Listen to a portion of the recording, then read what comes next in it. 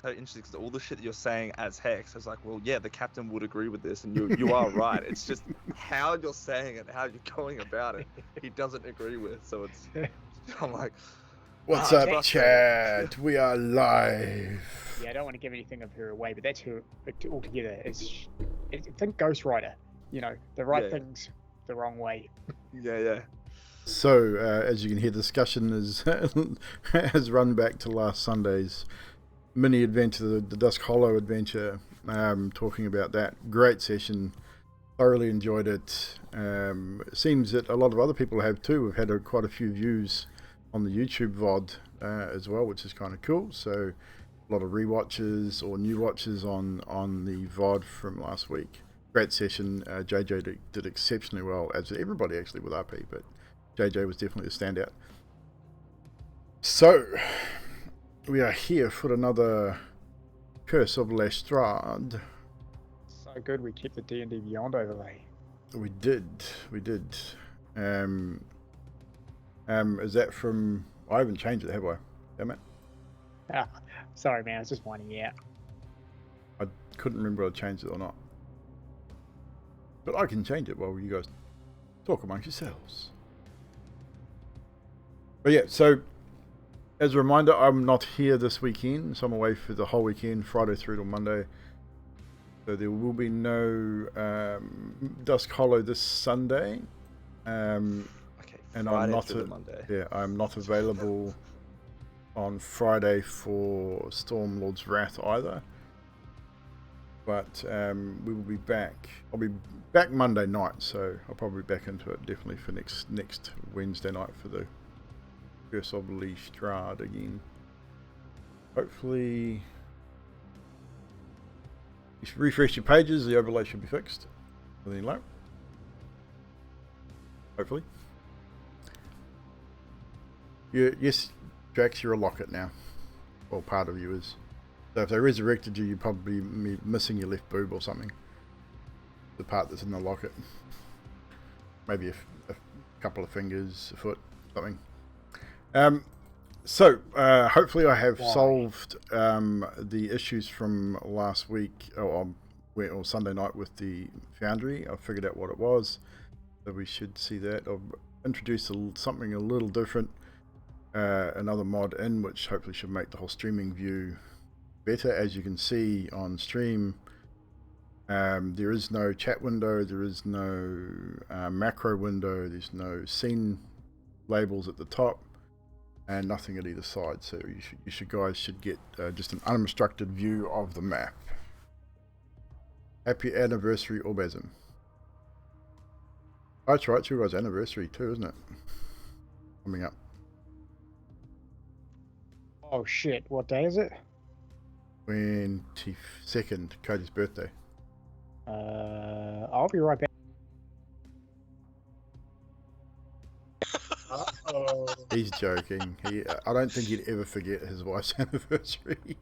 I guarantee he's having us on.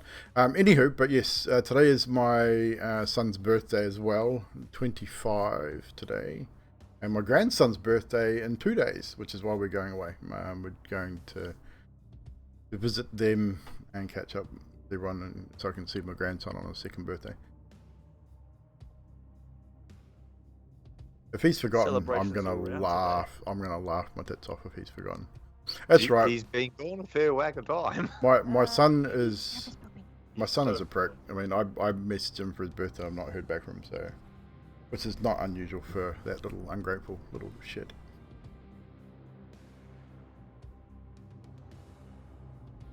Don't tell me you forgot. Nah, it's tomorrow. I knew I hadn't forgot. I thought, don't tell me I got my dates wrong. I knew it was 23rd, yeah, because it's the day after Cody's birthday. That's what I said, it was Cody's birthday today. It was 22nd. Nutty, you messed me up. Had me worried there for a second. I was like, oh no, I haven't had a chance to do a damn thing.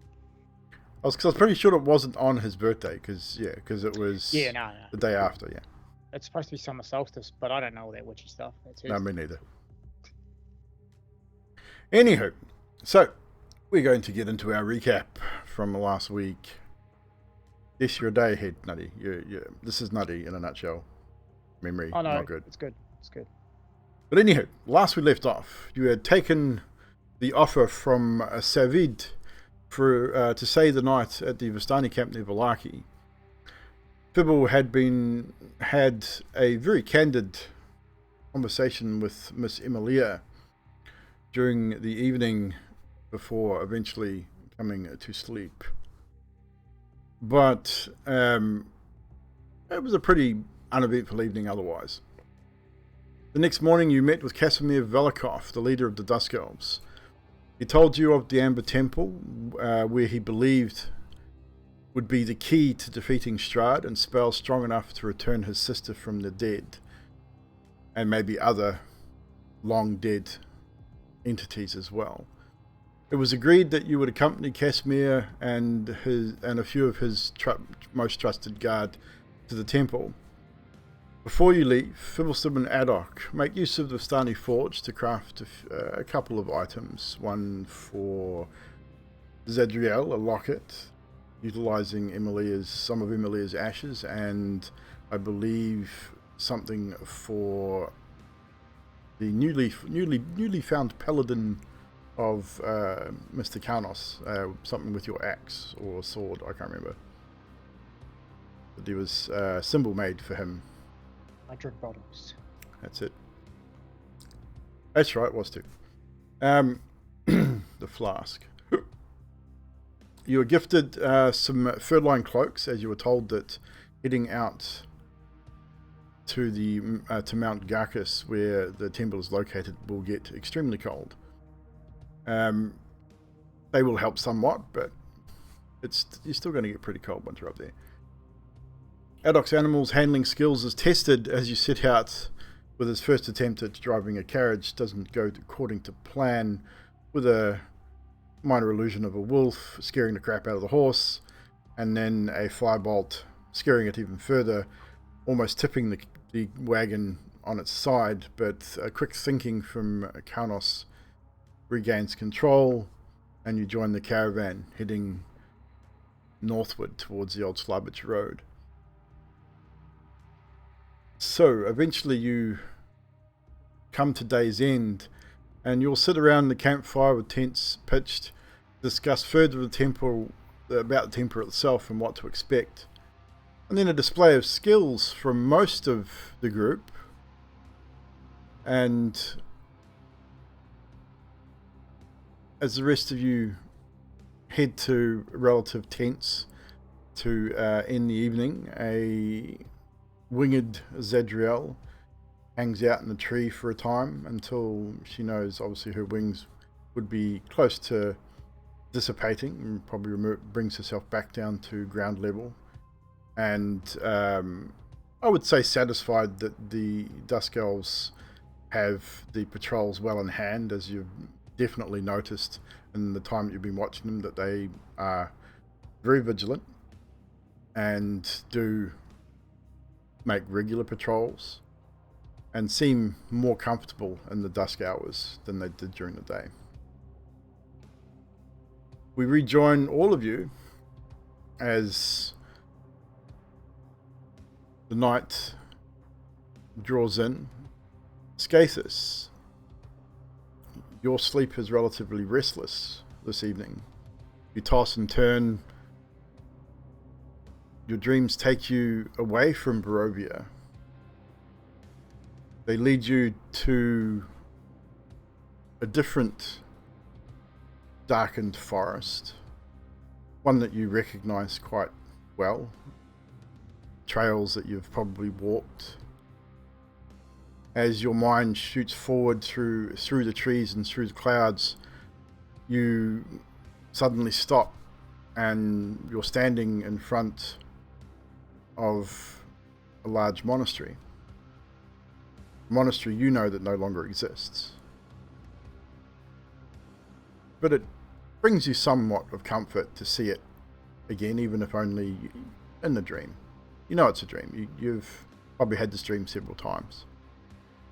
As your mind shifts again towards the rear of the temple on a hill nestled at the back by the rear walls, and You watch as the sun starts to rise over the hills in the distance. You sit on top of this small grassed hill as the first sunlight starts to crest and hits you in the face, the warmth warming your skin. You sit there, seems like maybe an hour or so, and you watch as the sun rises high into the sky. And then, for no reason at all, you just turn slightly to your right. And sitting next to you, cross-legged, much like you are, in a green dress, red hair, is Emilia. Just, again, doing the same. Hasn't said anything to you yet. She's just sitting there, smiling softly, looking out at that same sunlight, that same sunrise.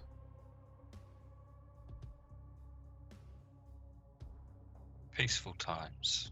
Peaceful times. Quiet.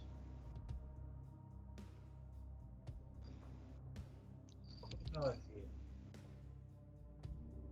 Used to be nice. Till it got destroyed, I guess. What destroyed it? The temple behind me. It just fell over. No, it got raided. So, know how that goes. So how are you doing? Yeah, pretty good. Miss having you around. Yeah. I'm still sort of around. Just watching from a distance. Would you have it any other way? I'm pretty happy the way it went. It's like your temple, there's a lot of ruins behind me as well.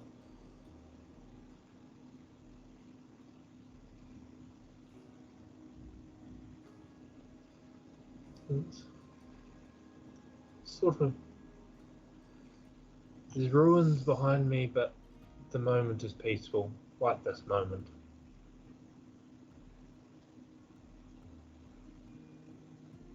So where will you go from here? Well, I guess when I finally disappear, I'll end up walking across Barovia for the rest of my time. I guess. Possibly. You could be freed from this hellhole. Yeah. I mean, if you guys kill Strahd or make him human again or whatever, then I guess I'll be set free. Or It looks like that might be Zedriel's plan, is to do something to Strahd. yes, she's seems to be taking my loss a little badly. Not just yours and And, everyone else. Yeah.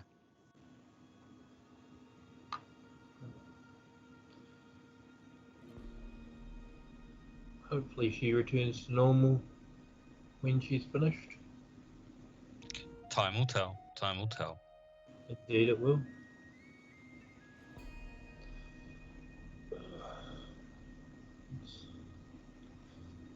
So any parting words of wisdom you'd like to share?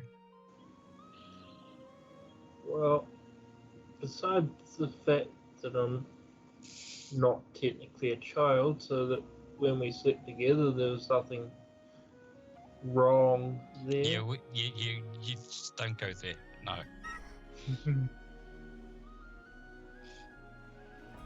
I was an adult when that happened, so don't worry about that. I just look young. I guess years of wearing a mask and not being the sun on my face sort of keep my youthful looks. Despite all of my various wounds that I don't think anyone actually ever saw. I don't think I've seen you naked, which is a good thing. I'm pretty certain you have. Then I don't remember it. That's all good.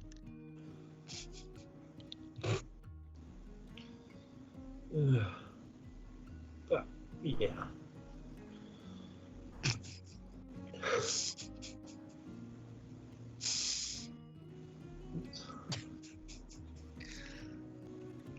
Yes, they're very awkward. Well, I'm just gonna sit here, keep watching the sunrise till I wake up, I guess. Can I tell you a small story? As long as it's not like Karnos' stories, sure. Oh, it's not. I am most definitely not a hero, and I'm most definitely not going to tell you that I am. So, once upon a time, 1,000 years ago, there was a woman, and she was the daughter of a goddess, and she met a man, and he was a nice man, but he was inhabited by a demon. And they decided to have a child. And, well, they fell in love, and they had a child. And this child had the nicest, whitest skin, but it had she had red freckles all over her skin, and red hair. So this story's about you then? No. Symbolizing the corruption that she had. So that was the birth of the first ginger child. Having demonic parents and holy parents.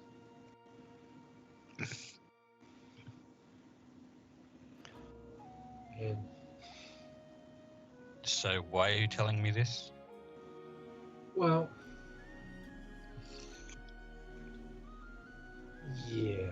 So she grew up, and when she was young, the demons came and her parents died. And then she killed the demons, and the gods decided that she would be the one to kill all the demons. So they made a deal with her that she would go and kill all the demons. And so she became their fighter person for them. And so they made her immortal, and she became the fighter. Then eventually she got sick of it and sort of stopped. But I had somewhere I was going with this, but I lost it. And so she stopped, and then she decided she wanted to protect people, and then she met this man, and she tried to help him, and he bit her, and she became a vampire. And this story is about me. So, there's 2 reasons I want. Oh, sorry, there's 3 reasons I want to tell you. I can't remember what the third one was right now. The first reason is mainly this is my backstory, and then I won't have to repeat it later. In the epilogue. But because That's what you think. because I went and killed demons, and because I had a holy mother and a demon father, I'm sort of what I would assume you are, being that you're a tiefling. So I'm assuming you're like half human and half demon. So I was just sort of thinking that maybe me and you are sort of like family.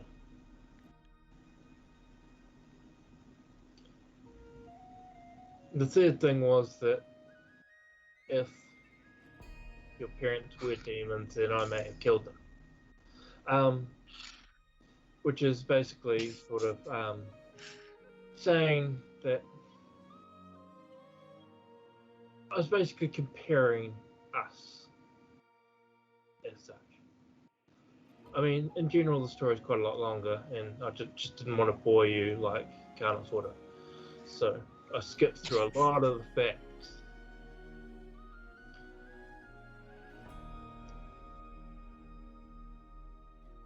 Okay. Crashing Enough his. sunrise. Yes, definitely a nice sunrise. But anyway, that's where I came from. And so we may be family, in one sense of the word, but all of my friends, are definitely my family. Because I lost my actual family when I was young. Good to know.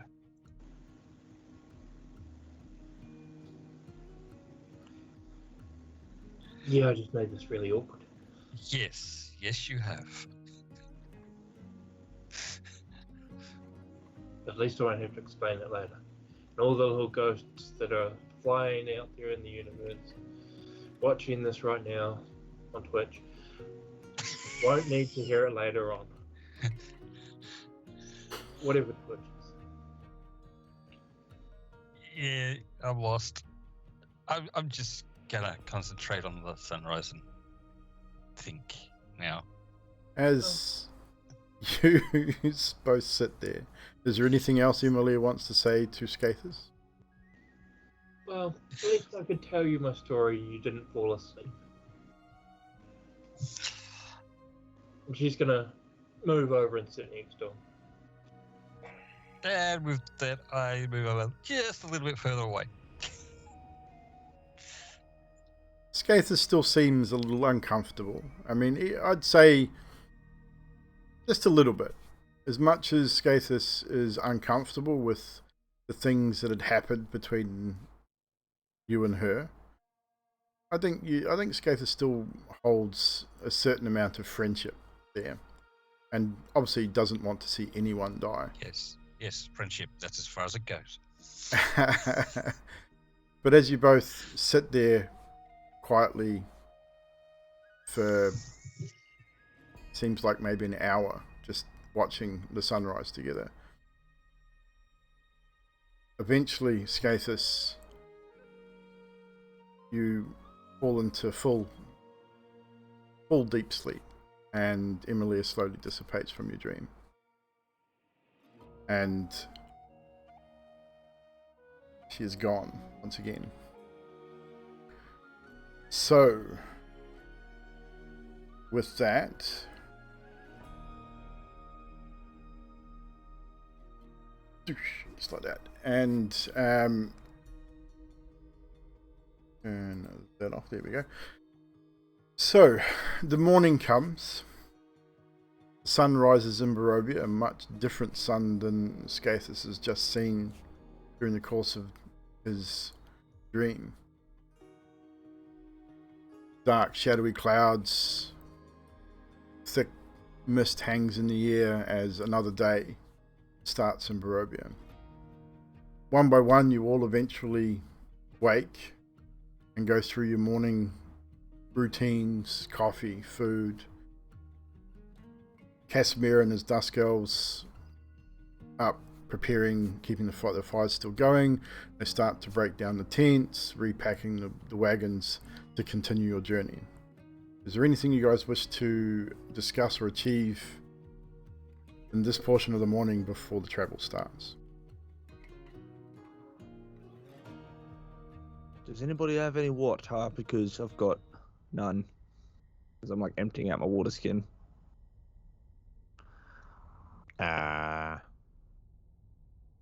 Yeah, but I kind of need it for myself. Yeah. Yeah. Don't you create the food and water thing? No? Well, I could do that, couldn't I? I mean, can I? Yeah, I can. But I don't know if I really want to do it. You got a river not less than 20 feet from your encampment. Yeah, don't be a lazy prick. Go for a walk. Carlos, go with him. What were... I don't need any water. I have a full one since the last time you set the table, and I have a lot of wine. Oh, actually, that water that you got from the last time would be gone now. It only lasts 24 hours. Oh, I open my water skin like, so it is. I open my other water skin. Oh, and that one too. And that's why you Alright. felt balanced. I'm going for a walk with you, Adok, to the river, which is just 20 foot down from the encampment here. Just make sure it's not one of those ones that's got all the dead bodies in it. Scapus, you want to come for a walk, mate? Yeah, sure, why not? Good. Yeah, come for a wander. So, Skathis, Adok, and Karnos Mhm. going to the river? Yep. Pebble, you wanted to say something? Well, while they're gone, I'm going to go up to Zedriel and go, Z, like, I know your mum and dad, so where'd the accent come from? What accent are you talking about? That one. Where did your accent come from? This is my voice. It's not an accent. It's my voice. It brings joy to a lot of people. Okay, Fibble. And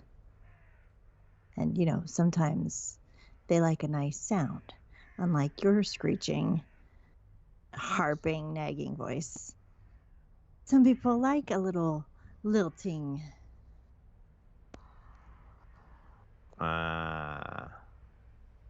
Okay. So let it go. Oh, that's okay. If you want to let it go, let it go.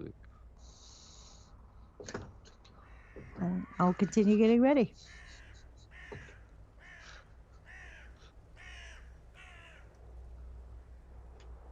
So, you guys continue to get ready. The Dusk Elves break down the camp. Karnos, Skathis, and Adok, you wander down to the river's edge. You have to climb down a bit of an embankment to get right down to the river's edge. Maybe a sort of a 10-foot thing. Easily enough done with the three of you. And you reach the river's edge. You're able to fill your flasks without too many hassles. Are there any discussions you guys wish to have while at the river's edge?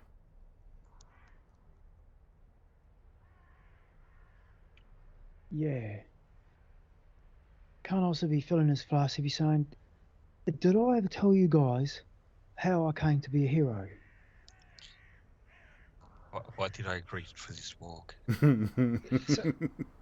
It's a great story. Okay, I'll listen for now. Back in... Oh, that's... For now? Okay. Well, you see, back in Waterdeep, I was... And I'm filling up one flask sort of a little bit at a time, the second flask a little bit at a time, and I'm looking at them. There was a great gathering of the leaders in Waterdeep, and they said that there was a great evil that lay beneath the city. And by beneath the city, I mean sewer bound. You know what a sewer is, Skathis? Yes, I know what a sewer is. I didn't know if you'd known from big cities, because big cities have sewers underneath, right? Big tunnels, and they have freeways. I have travelled through cities before. Well, that's good to know. I wasn't too sure with you, monk type. Adok, you've been in sewers before? Well, yeah, of course. Oh, right, goblin. I forget. Sorry, my bad. You practically live in one, right?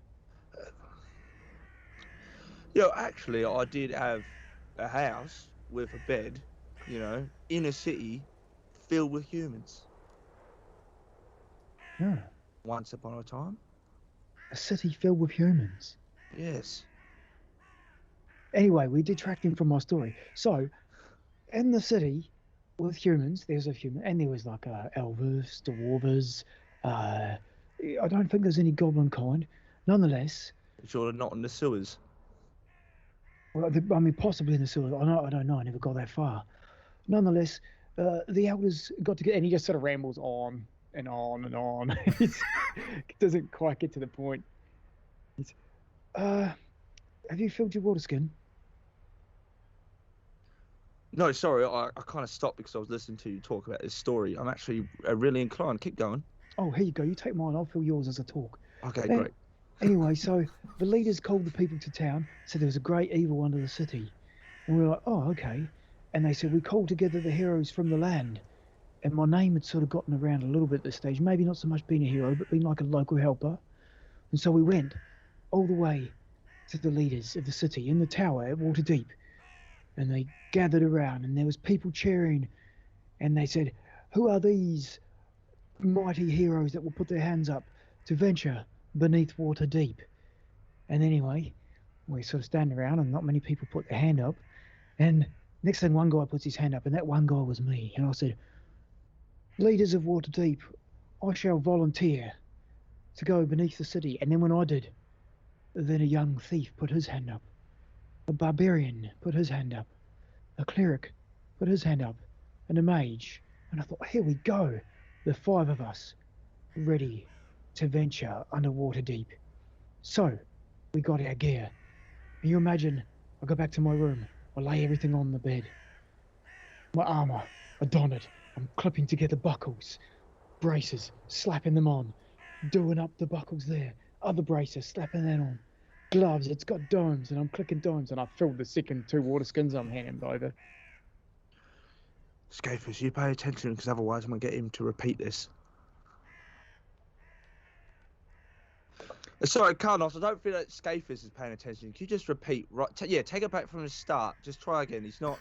All right, He's okay. a bit lost. Yeah. Back in the day, in Waterdeep, Scafus, you're getting this. You want a pen, mate? In the Lords of Waterdeep. He just goes over it again, and we'll leave it there. So eventually, one of the Dusk Elves sort of walks to the top of the riverbank, looks down, and sort of overhears part of the conversation, and then walks away. And eventually, after about 15-20 minutes, comes back and hears the same part of the story for a second time, and sort of looks down at you guys and we are ready to go if you are. You're right. Adam's going to turn to this Dusk Elf and go, oh, mate, you have no idea what you've just done. Scafus, you're going to have to listen again.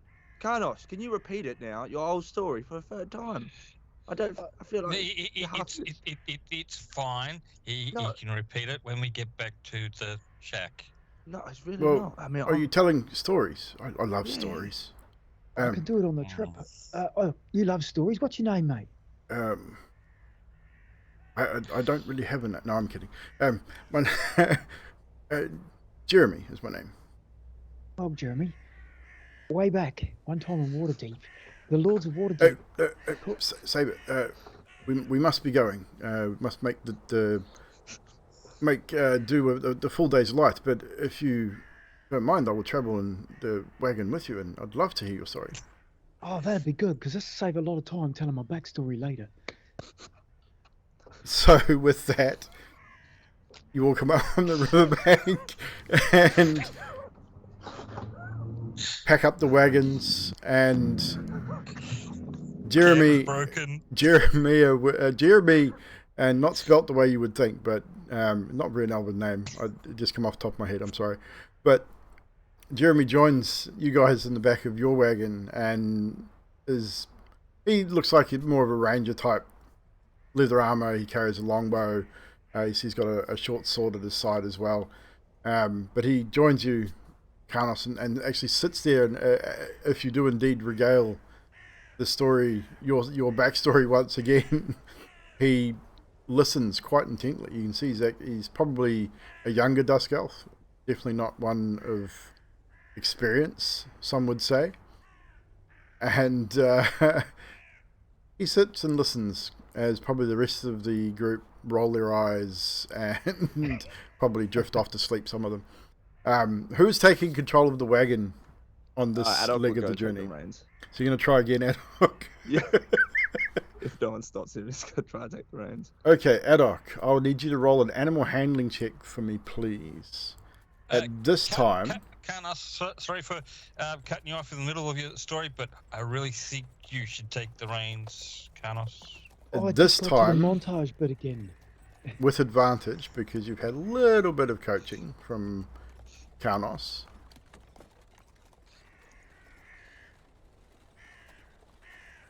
Not bad, 14.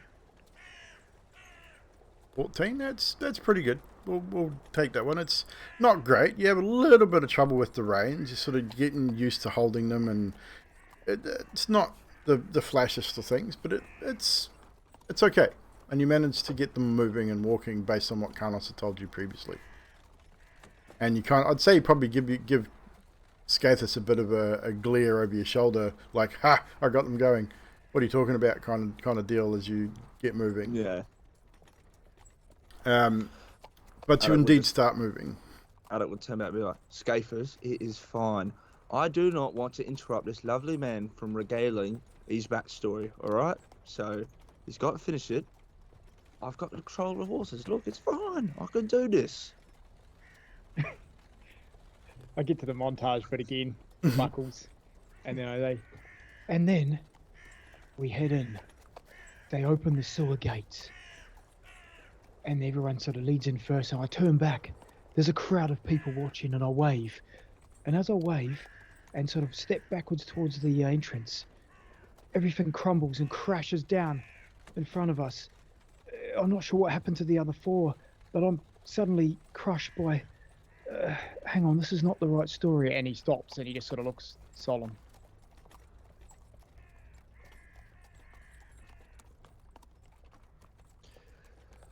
Yeah, I really didn't want to say anything, but didn't you tell me that there was, your reason for becoming a hero involved with fire, and there was, you rescued someone, and that happened? Yeah, that was exactly what happened, but this was when I... And he looks at his leg and goes, yeah, I got carried away. And Time for a drink. You can see the Dusk Elf, he was just totally riveted by the story up to this point. And you can see he has a very very empathetic look on his face, as in say that not that he understands pain or anything like that, but he can see that you were obviously something happened that was quite traumatic, and he definitely had a very empathetic reaction to it. It was a good story. I mean, N was kind of tragic, but Yeah, well, I never got to finish the quest. The other four that entered, it turns out there was a beholder running a great sort of, I don't know what, like a gang under the city, but I never got that far. I ended up in hospital. Yeah. Anyway, and he takes 2 swigs of his flasks. yeah, and Water flasks. Water flask indeed. And the Dusk Elf sort of sits back and nods and just relaxes, or tries to relax now with the journey. So you guys travel further down the road. As you get past the tree line, you now break through the tree line of the forest, and you can now see the rolling hills off to the east. The road snakes southward, forest on one side, hills and flatlands on one side, the other side. I didn't mean to do that. Mm-hmm. We will change that. As you move forward, you do notice... how many of you would remember that? I think everyone roll perception for me, please.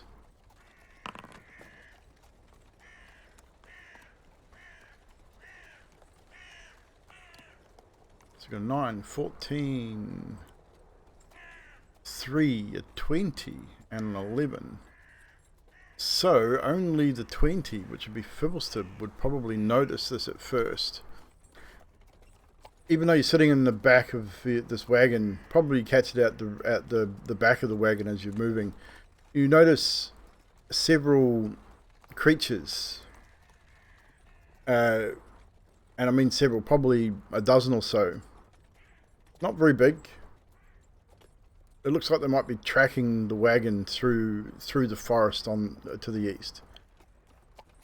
You're not sure whether they're aggressive or not, but you would probably recognize them as being similar to the creatures you fought at the winery.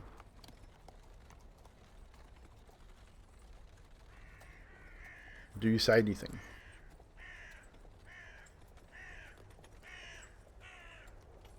They're the little stick creatures, right? Yeah. It's kind of hard to tell how many there are because you can sort of just glimpse them in between the trees every now and again, sort of looking out the back of the wagon. You just took a glance out there for some reason, and in the tree line, you just every now and again you just catch these little bodies darting from tree to tree, and they seem to be keeping pace with the wagons at this point. Crap, I can't remember what Carlos named them. I think he was the one that killed them first, and then named them. I can't remember either.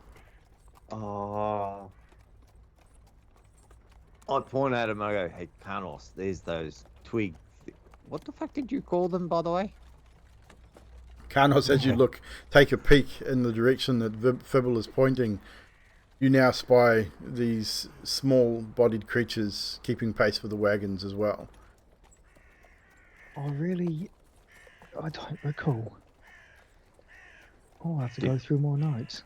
Did we actually bother naming them? Because they died really easy. Yeah, I don't actually know if we did, but I mean they just look like stick people, right? Twiggies. We'll call them Twiggies. Yeah, I like sounds that. good. Yeah, go with that. Yeah. We got those didn't mean to Twiggies do that. following us, which means that there would have to be one of those dark druid dudes around somewhere. It could be right. I thought we killed all of them. Twice. Maybe they had apprentices? Apprentice-size? What's plural of apprentice? Apprentice. Lackey, minion, Oh, yeah, slave, person of fetching stuff.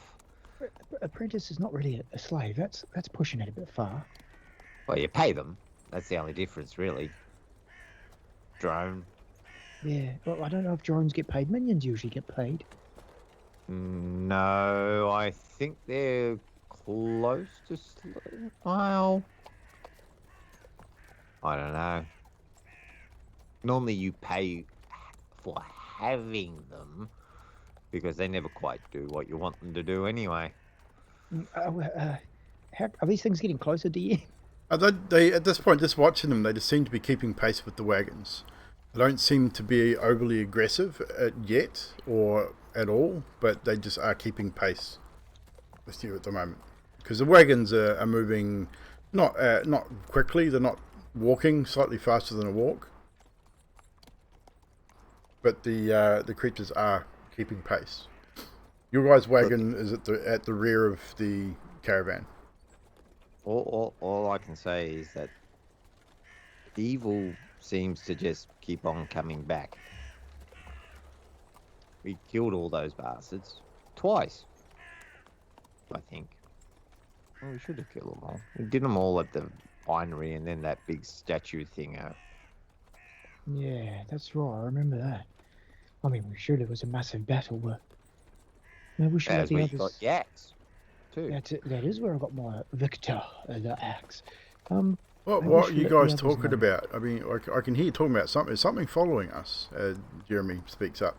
Because you're in the back of a wagon. The conversation, even if it was hushed, would still be overheard by most people in the wagon. There's something. They're not. Well, a Tree killing pool. beast. Tree pool. That's what I called them.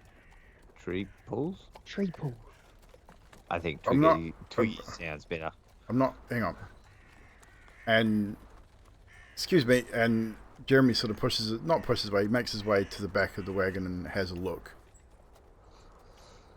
He sort of sits back down and says, blights. Vine blights, I think you'll find they're called. No, I like Relatively Silver Stone. harmless. I mean, unless, of course, you've upset somebody, which I think you guys have on more than one occasion since you've been here. I think the list of people we haven't upset is shorter. Yeah. You know much about like Yester Hill and Druids of Barovia? Have you heard of them guys? Passing acquaintances, yes. He looks at you, Fibble. Give me a second. He's so gonna roll this because he doesn't believe you. He rolled a 19 on his insight check. He's sort of looking at you quizzically as to say, right, okay, makes sense. That's kind of, well, two reasons why they could be following. One, they plan to attack sometime soon when they feel the right opportunity has arrived. Or they're following us for the Druids so they can inform the Druids of where we're going. Or both. Or both. So, with that being said, I think we possibly should deal with this now. And he swings himself out onto the top of the carriage. And it's a covered wagon, so he's out on the side. He goes down the side, passes you, Adok, quite dexterously, jumps to the horse in front, stands on the back of the horse, jumps to the wagon in front, and you can see him, Adok, talking to the other half a dozen the Dusk Elves in the wagon. And what you see is 4 of them out of the back of the wagon and scatter into the trees and disappear very quickly. Wagon in the front doesn't stop. What do you do? Me? Yes. Is everything alright back there? Am I missing something? You would have overheard part of that conversation. You're missing many things, Adok, and I'm quite happy to say that the potholes you're missing are very handy. Thank you. You've gotten very good at this. Yeah. The Twees are back, and I think the Dusk Elves have gone to sort them out. You mean greet them? Tomato, tomato. Who's in front of driving the wagon in front? You've got these two what's on wagons in second? front. So you've got Casimir's wagons at the front. So Casimir and 4 of his personal bodyguard are in the front wagon, and you had 6 or 5, including the driver. 6 when Jeremy went back to the second wagon. 4 of those have jumped out and gone into the forest, so it leaves 2 in the front wagon still. Cool. So Adok is going to try and hold the reins with one hand as he's going to attempt to cast the message spell at Casimir. Okay. Front. Easily enough done. Great. And in his mind, Casimir's just going to hear this little grey goblin's voice peek through and go, "Excuse me, Mr. Casimir. I happen to have noticed that a couple of your elven fellas have disappeared. Shall we help them or keep going?" You can reply, by the way. It's a spell. With that, you get a reply back. Casimir says, they can look after themselves. This is quite all right. I'm sure they will be back momentarily.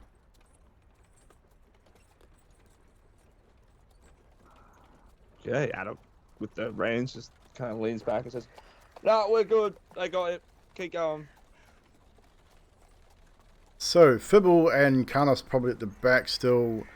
Do you have a peer out to see if you can see anything at this point, hearing that? Because you're still travelling, so you'd have to... where you'd seen these blights, they were keeping pace within sort of 20 or 30 feet, you would probably hear the breaking of branches quite closely initially.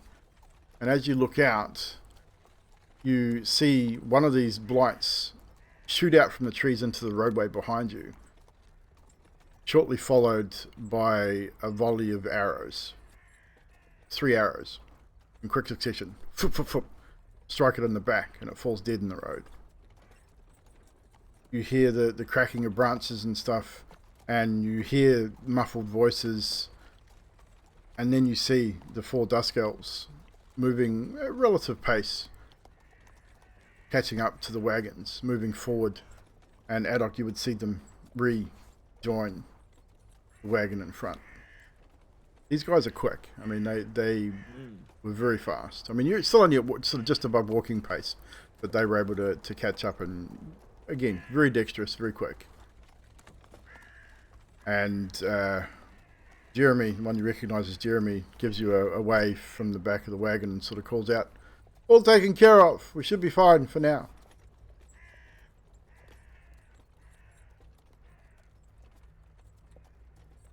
Well, gang, I for one am very pleased that these lot are coming with us and not fighting against us.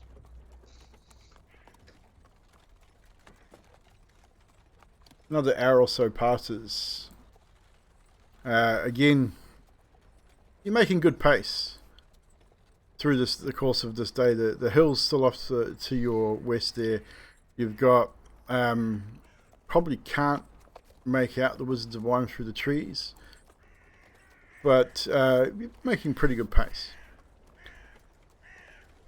The rest of the day is pretty much gone without incident. You guys travel, some of you rest.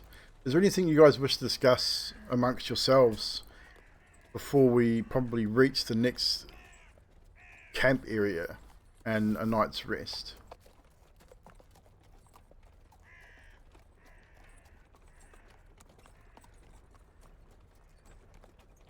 No? Well, you lot are easy today. Boring. How boring. I don't want to talk all day long. Although Karnos probably could. To be fair. That's good. Baz doesn't want to. So, with that, you continue your journey.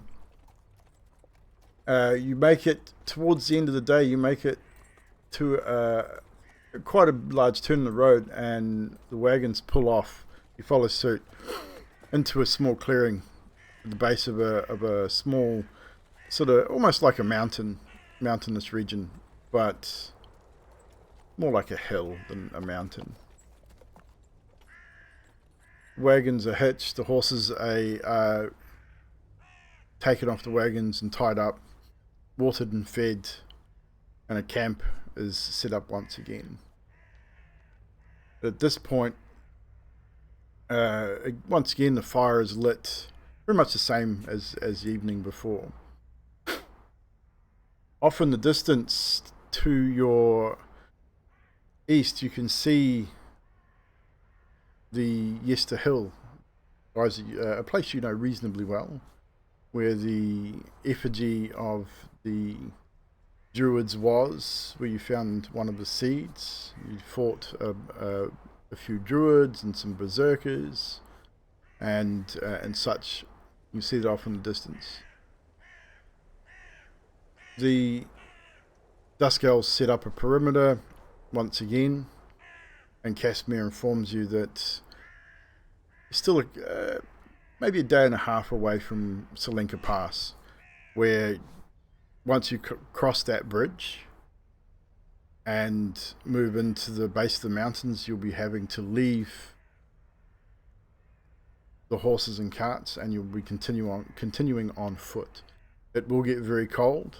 Even with the cloaks you have, you're going to have to be very careful as to which part of the mountains you go. He's going to lead you through, lead you there. But once you get to the temple itself is going to be very cold.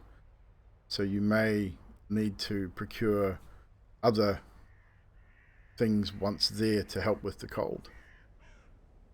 He will try and aid you as best he can with the abilities he has, but the cloaks will only do so much. So as the night draws in, the sounds of the ravens fade out, and just the winds, light winds and mists of a Barovian evening, and the quietness fill the air. On occasion you hear the baying of wolves as normal. You hear different creatures throughout the early evening in the forests and things like that, just moving around. And I'm going to roll a thing. As you guys are sort of settling in for the evening, you hear off in the distance a high-pitched wail or screech. It's unnerving. Something I don't know if you guys have heard this before. Have you guys dealt with a banshee at all in your time in Barovia? I seem to think you might have. Possibly. I think we saw them like darting through the forest, but we I actually think you didn't did, and you deal would with have heard yeah. them too. You would have heard them as Yeah. well. So you would realise that this is a similar thing. Especially Adok. I would say Adok definitely would have heard banshees before. He may never have actually directly encountered one, but he's definitely heard them and probably seen them.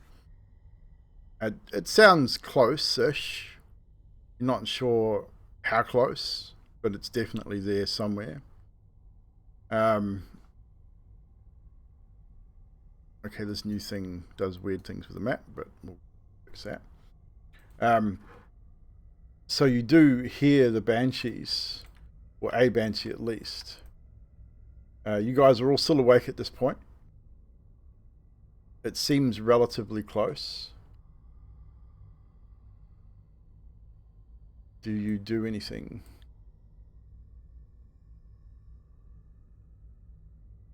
I think maybe we should prepare for battle. Zadriel, have you dealt with one of these creatures before? Wasn't the woman with the baby at the haunted kids place, she wasn't a banshee or something? Possibly, yes. I think she had that scream like that, so... Yeah, maybe we should be preparing for battle. Do we see what the Dusk Elves are doing right now? The Dusk Elves, they seem to be they've not tightened up their patrol, but they have moved into a position which seems to be more in line with a battle position, if you get my meaning. Perhaps we should corroborate with where they are. What, Adok? Well, I was just thinking that I could potentially, depending on how big this whole cart is, cast a rock over the top of it, like an image, to make us look concealed and hidden away, maybe.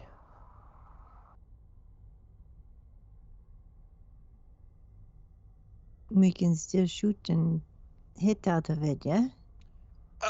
Yeah, well, I mean, it was mainly more to hide, so like we don't have to fight, but I mean, yeah.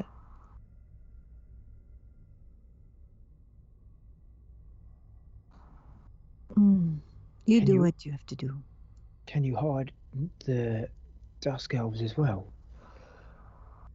No. It'll just be us, maybe. I mean, like, it's a maybe. I don't know how big this cabin is. Cart is? Maybe. It's definitely a maybe. I definitely can't protect them, though. They're on their own. I just meant me, us. Mainly me.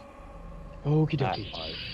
I think amongst all of us, we should be able to take on one banshee. We've done it before. Well, in the famous words of someone, there's always a bigger banshee close by. Not only that. You last watch time we actually had Emily as you guys are discussing this through. You see some of the Dusk Elves disappear into the forest quickly, heading in a specific direction.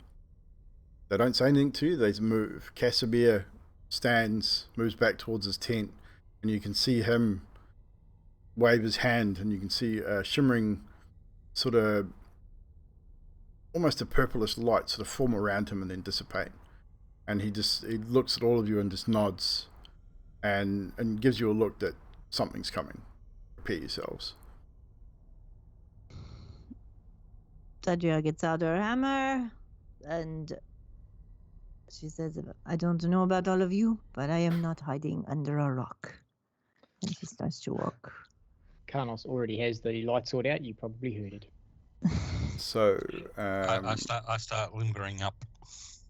what I'm going to do here, just a second, before anyone does anything. I don't think I have any Dusk Elves on my NPC list. I made them up. But I will put Casimir on there. So active. See if we have a Dusk Elf here. Should do.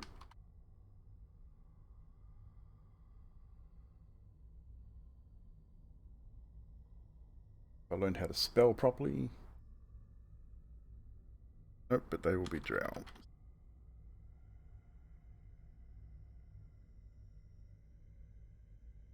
Put a few drow here on the map.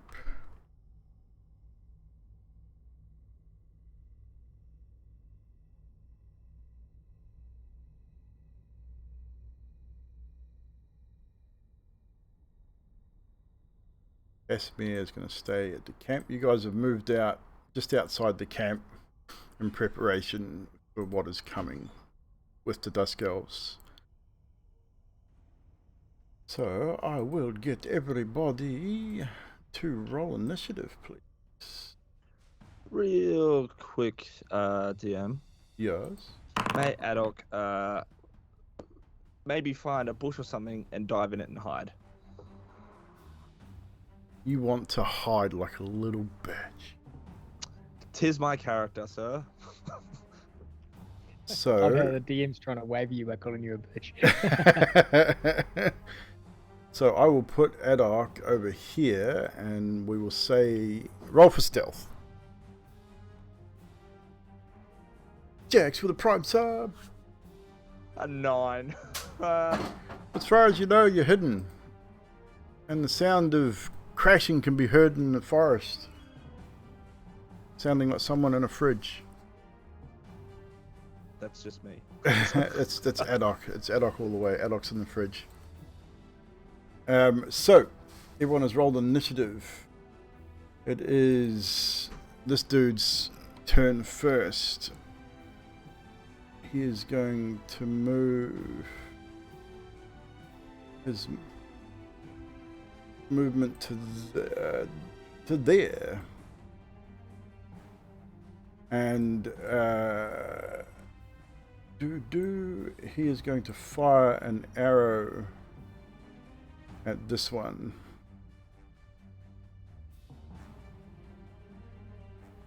With his crossbow.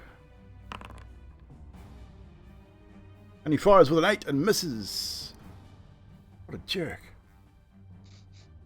So he misses his shot, but he still fires the arrow. You can see him signal to one of his companions. This one moves to there. Does the same thing, fires an arrow. Why is that not public? Here we go. And he misses with a 9. Unfortunately. Next up is Adok, your turn. Great. Yeah. Unpause. No, I'm not going to let you control yourselves. Why would I do that? Okay, Adok will just shoot the lovely firebolt at this one. At what one? Oh, I pressed Alt. That one, right there. That one there, okay. Yeah. And you reach it from there. Oh, I have 120 feet range. You can certainly reach it from there. For a dirty 20 to hit. I'm pretty sure that will hit, sir. Okay, fantastic. First down, oh god, a measly 7 But it is arcane firearm, so let me roll a quick little d8 on top of the 7 D8 on for a top of the total 7. of 9 fire damage. 9. Total of 9 fire damage. It takes the damage. Next up, is that your turn? No. Adok? Why is Um, that buggering off like that? It shouldn't be doing that. Is there another bush in nearby area? 30 feet movement? Give or take? You've got trees all around you. You can see on there. The bushes are the ones that you can see the tops of. Right. Okay. That's about Fantastic. the only bush that you have within range that you'd be able to hide you. You could hide behind the tree here. Probably a stump here you could hide behind. This tree. Great. He's going to go for it. Oh, just makes it. Yep. Adok's going to run over there. You can see Adok run, dart, barrel roll. I can't move for some reason. Okay. Yeah. Why barrel can't you roll, move? And then as his bonus action, he is going to use nimble escape and hide. Attempt to hide. Further Tell from me, your location. tell me where you want to hide, and I'll move you. You should be able to move. Over there. I don't know Yeah, why you can't move. It says collides with at least one wall. Oh, I'll probably put you inside something. That's all. So you should be able to move now. I had you probably inside a wall. So stealth check. As far as you know, you are hidden. Natural 20 for the new stealth. Yep. So you've run across there. Possibly you may have been seen. You don't know. Next up is this creature.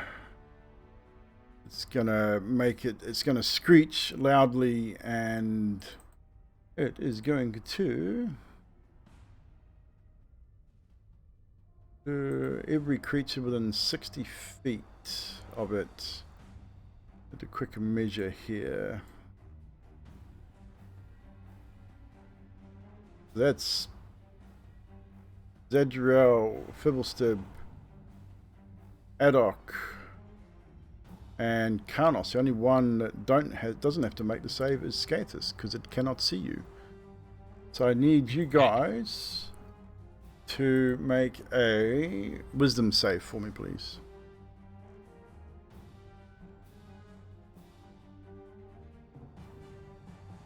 Is this magic?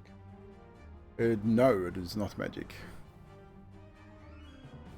Or is it a magic? No, just anyone that's not undead. It's a thing that they can do. So Zadriel's fine. Remember, Fibble, you'd have a +5 anyway because you're within 10 feet of Zadriel. Yeah, 22. So Karnos, you fail. Adok, you fail, which kind of fits in line with this. As the creature screeches out, and you look in the direction of this creature, you catch a glimpse of it. You are now frightened for the next minute. You can repeat this save at the end of your turn, with disadvantage if you can still see the Banshee. At the moment, you are in line of sight of this particular Banshee, which is the cause of your fear. So you are currently frightened. That's its action. What's it going to do?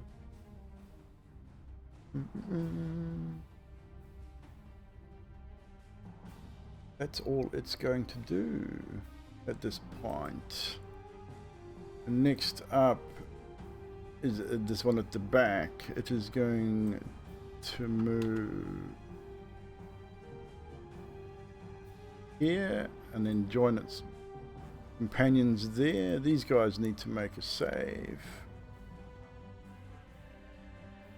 Collective saving throw from all. From this one, and this one are all frightened as well.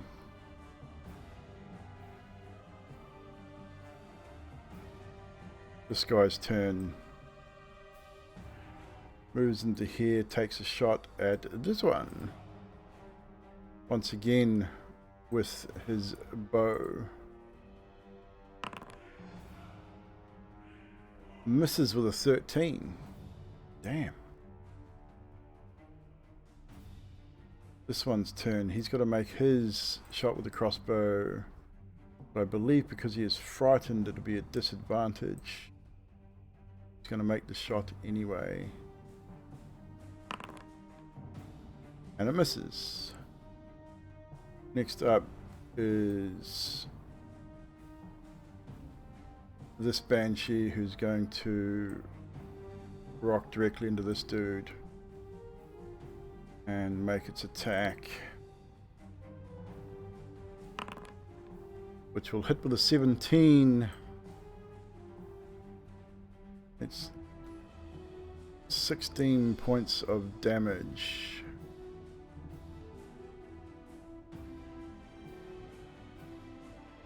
Which kills it outright. You watch as the drow before you, or the dark elf, turns even greyer than what he already is and drops to the ground in front of the Banshee. Zadriel, it is your turn. With Skathis on board. Zadriel is going to move her 30 feet. Let's see, I'm hitting control. Oh, there it is.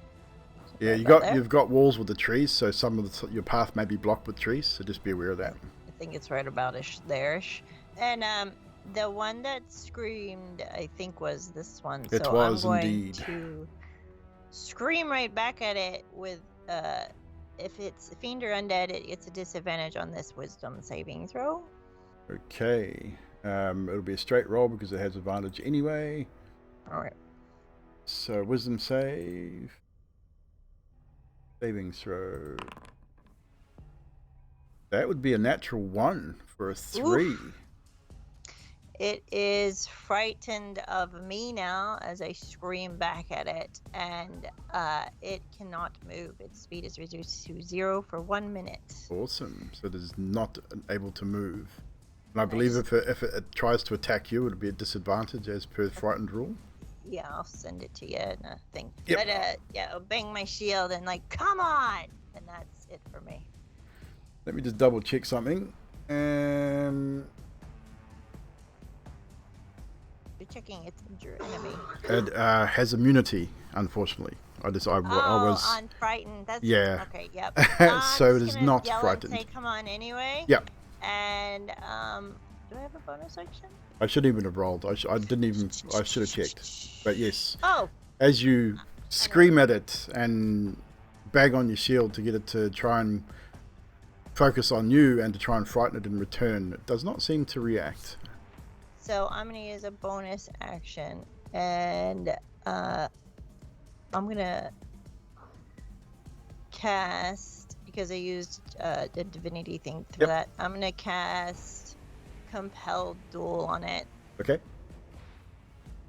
And Which is that a is save? another save. What's that save? That is a wisdom save. Wisdom save as well? Let me just see here. The bait is trying to get it to attack you, yes? Yep, that's what I'm trying to do. That still failed with a 4, so it will definitely try and attack you next turn. It's going to be trying to me, yeah, and I have disadvantage on attack rolls Yep. if it's other than me. Yep. So that's me. Cool, done. Not a problem. Skathis, you're up. Okay, so what can I see? What can I see? I can see actually 3 of them. Well, 2.5. So I'm going to that one. I'm going to target that one. This one here. Yes, You can't see that one. I can see that one. Oh, you got a tree in front of you. You can't see that one. I can see it. The game's the page is telling me I can see it. What are you trying to do? I'm going to move up. And just because this foundry tells you can see it, that's not entirely true. Just bear that in mind. Oh wow. Okay. Then. What are you specifically trying to do? I'm gonna water whip it. Water whip it. You would have the tree in front of you would be obscuring your vision. You'd have to at least move to here to be able to see under the branches of this tree. Yeah, I was going to. Yeah. So put yourself in position. Yeah, so just bear that in mind. Just because Foundry says that you can see something doesn't necessarily mean you can in the actual thing. So just confirm before moving forward, because the walling for trees is not exactly accurate. Okay, so it's a 30-foot range. I'd be able to hit that with the tree being there. Yep, it's a high branch tree, so 30 feet. Okay. Yeah. give or take. Okay, so yeah, ranged attack with water whip. Roll to hit. Don't Or is need that a save? It's a save of DC 13 deck save. This will probably fail because I think I've failed every save so far. No, natural 20 for 22. And I will roll for damage, and it gets half of 26 is 13. 13 day. 13 bludgeoning damage. Yeah. No problem. Takes the damage, but is not moved in any direction. Is that your turn, That Mr. it Skaters? is. Who am I missing? I think. Oh no, there's Karnos there. Next up is, I believe, this Banshee. It's going to move directly into you, Zadriel. And is going to use Corrupting Touch on you for a natural 20. So we have got 33 points of necrotic damage as it reaches out and touches you on the shoulder. And just the necrotic energy leaving its hand, just seeping into your body. Icy touch. It feels like death itself. I believe you are resistant to necrotic damage, are you not? Yep. You take half of that. So that is its turn. Karnos, you're up. Key Rocky. I rolled low. I'm not used to being this far down the list. I am going to do something just quickly here before I forget. Chat. I don't like this thing, so bear with me for 1 second. Has Fibble been yet? Yes. No. Sweet. Yes. Hang on. I was going to I check my will. initiative order. Ad hoc. Why? Yeah, Fibble's still coming. Oh, sweet. Okay. Oh, I thought I got real low. He must got lower than me. Yes, he did. So Karnos is afraid of. Is it this Banshee here? Yes. No, Or This no, one. that one there. this one. So as long as you can see that one there, the one at the bottom, is you still remain frightened, but you have disadvantage on the save at the end of your turn if you still remain in line of sight of it. I just wasn't too sure which one cast the spell. That's all. Oh, not cast the spell, or use its ability. So Karnos is like, oh, this is a little freaky for some reason. That one has given me the willies, and he will look at Zadriel with one in front of her, one just behind her, and be like, all right, DM, what's your faith with her? And he casts Shield of Faith. Hang on a minute. Can I do that? Yes, I can. 60 feet. Is she closer than 60 feet? Yes, she is.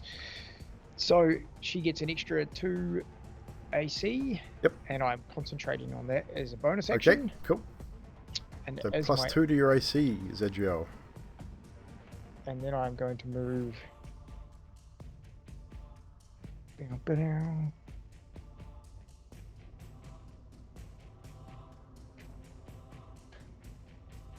There, I only can see this one if it's cool from where you are. So through these trees, I can see that one. Looks good to me.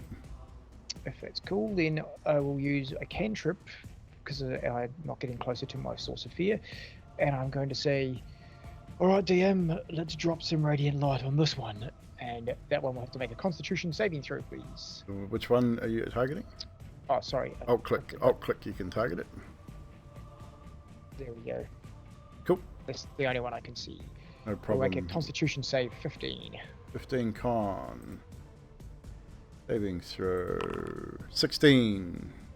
Okay, the radiant light takes no appears damage. around it, but does nothing.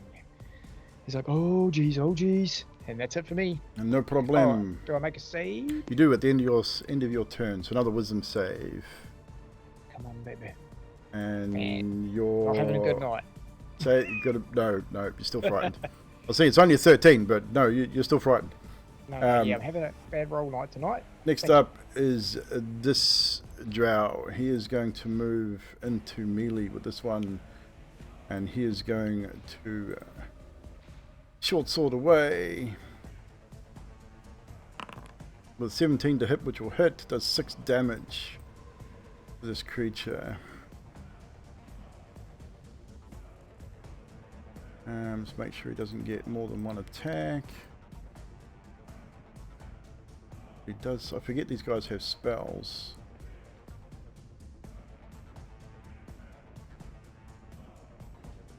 So the sun is starting to go down, so it's not dark yet, but it is definitely getting that way. So this particular drow is going to cast dancing lights in this particular area. And he's going to cast them around himself.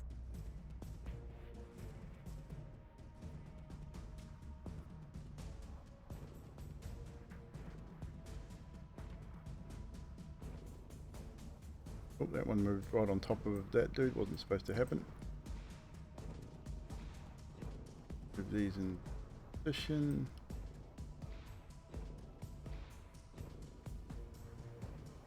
I only want to move one. Here we go.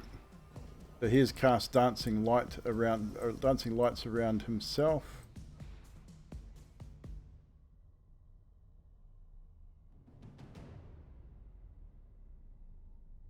Attach those.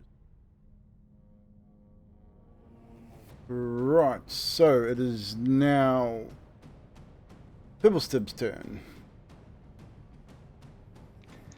The Banshee closest to Zedriel. He's going to get a firebolt to the face. DD, fire away. 18 to hit. That hits. And takes 16 points of fire damage. Nice. And then I'm going to sit back with my thumb up my butt. Because that's all I can do. That is your turn. Alright, the next drow rocks into combat with this dude here and will make his short sword attack as well. Hitting with a 12, which does hit, dealing 5 damage.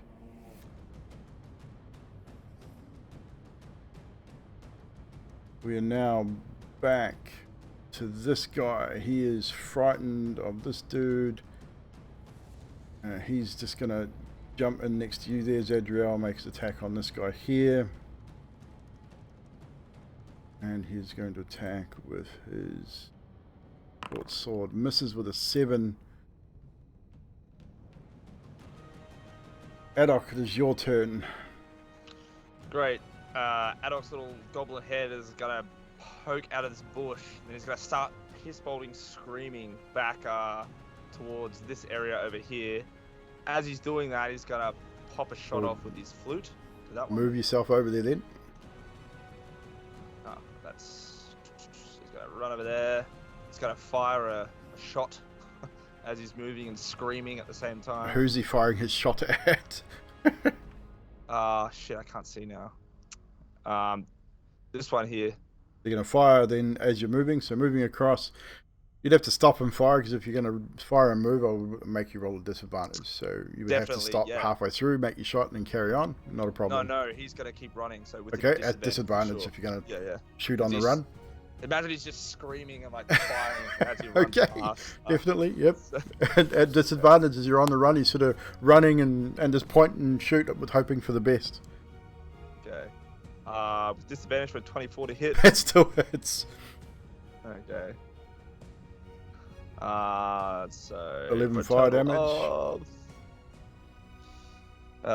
19 points of fire damage. Nice. You watch Zadriel, you see it more specifically as Adok is now hiding behind a tree as this creature flickers and starts to lose its form somewhat. I don't believe you ever have a bonus action to hide or anything like that. So I no, do. no stealth. You do have bonus action to Nimble hide. escape because I'm a Nimble goblin. escape, of course. Okay. Yeah, So yeah. then 17. We'll see if you remain hidden. Maybe, maybe not. Does that negate the wisdom save for the fear, or? No, because that's just a save you have anyway, and you're now out of line of sight of it, so you can now roll the wisdom save. Believe I'm going to fail regardless. Yep. You are going to fail, so you're still frightened. Yes. Negative wisdom. It's a great choice. Great choice of making a character. That music's loud. Turn that down a little bit. So next up is this Banshee here. What is it going to do? It is going to Mournful Whale. So I need everybody within. Move to my measurement here. The Zedrel, the Drow, Skathis. Yep, pretty much all those Drow and Zedrel and Skathis need you to make a wisdom save, please. As the creature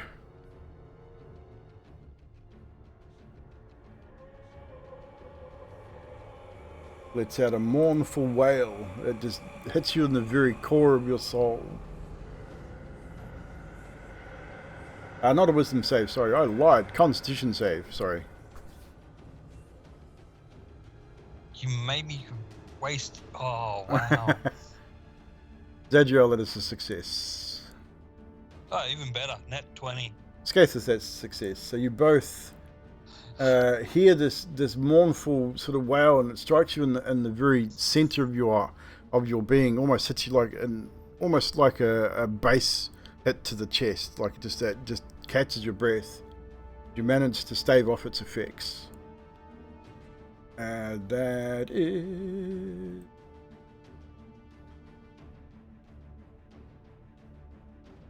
still gonna move into here with this one, and it's going to target this dude, hitting him with a 19, doing 14 points of damage, and again reducing him to a dark grey lifeless husk. Next up is this drow. He's going to target this creature with his bow. Misses with a 10. They're not doing very well, these drow, at the moment. This one also makes the same attack on the same creature. This time striking with a 15 and hitting, doing 4 points of damage.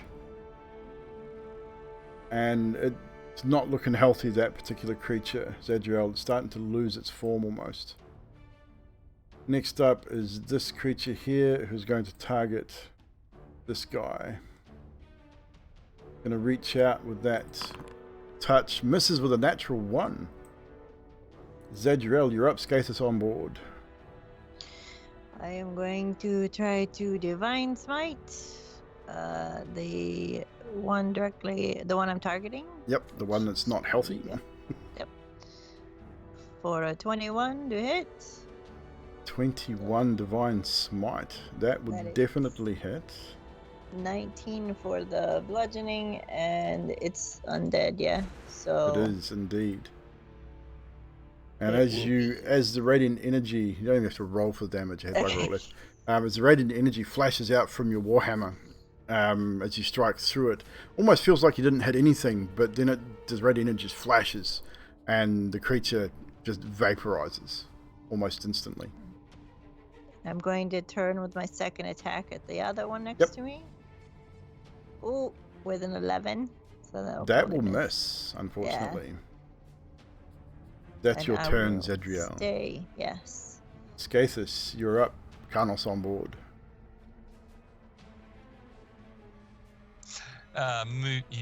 Get there. And when I get back to that. I'm going to strike it. Just gonna punch it. No, I'm not. Not with a 9. Not with a 9, you're not. You strike your first strike. Feels Second like you just strike. miss. You just hit the air. Second 23 strike hit. hits. That's 4 bludgeoning. 4 bludgeoning. And that's it. That's all you're going to do? You're not going to spend a key point, flurry of blows. I suppose I should. Yeah, I'll do that. Start 2 more strikes. 19 to hit. That hits. 8 bludgeoning. 8 bludgeoning. 20 to hit. That hits. 7 bludgeoning. That's how a monk should fight. As Skathis comes in beside you, Zadriel, the first shot goes wide, but then he takes a breath, strikes for the second, and then you see him almost stop for a full second and concentrate, and then 2 more shots finding their target. And this creature is starting to flicker and twist like the other did before. Is that your turn, Skathis? Yes. Karnos, you're up.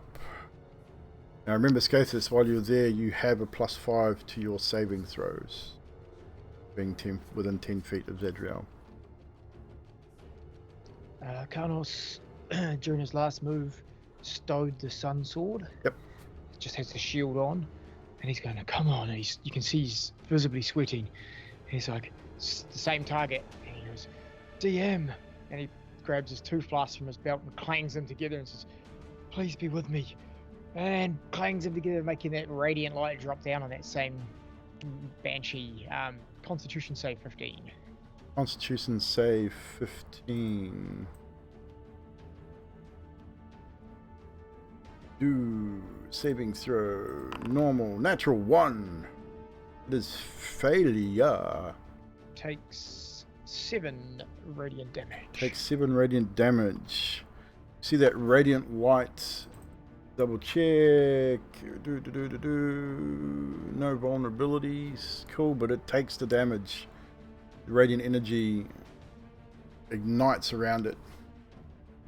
And then Karnos sort of moves in behind this tree here. Still hoping to be able to see that ghost if he can. Can I see under the tree leaves or not? You'd have to move a little bit to your... probably there. Yeah. Okay. I will stay out of view of it for now, just so I know next turn I can move it. So I sort of move out, have a look, and then back in behind the tree. Cool. I sit down. Make your My wisdom fast save.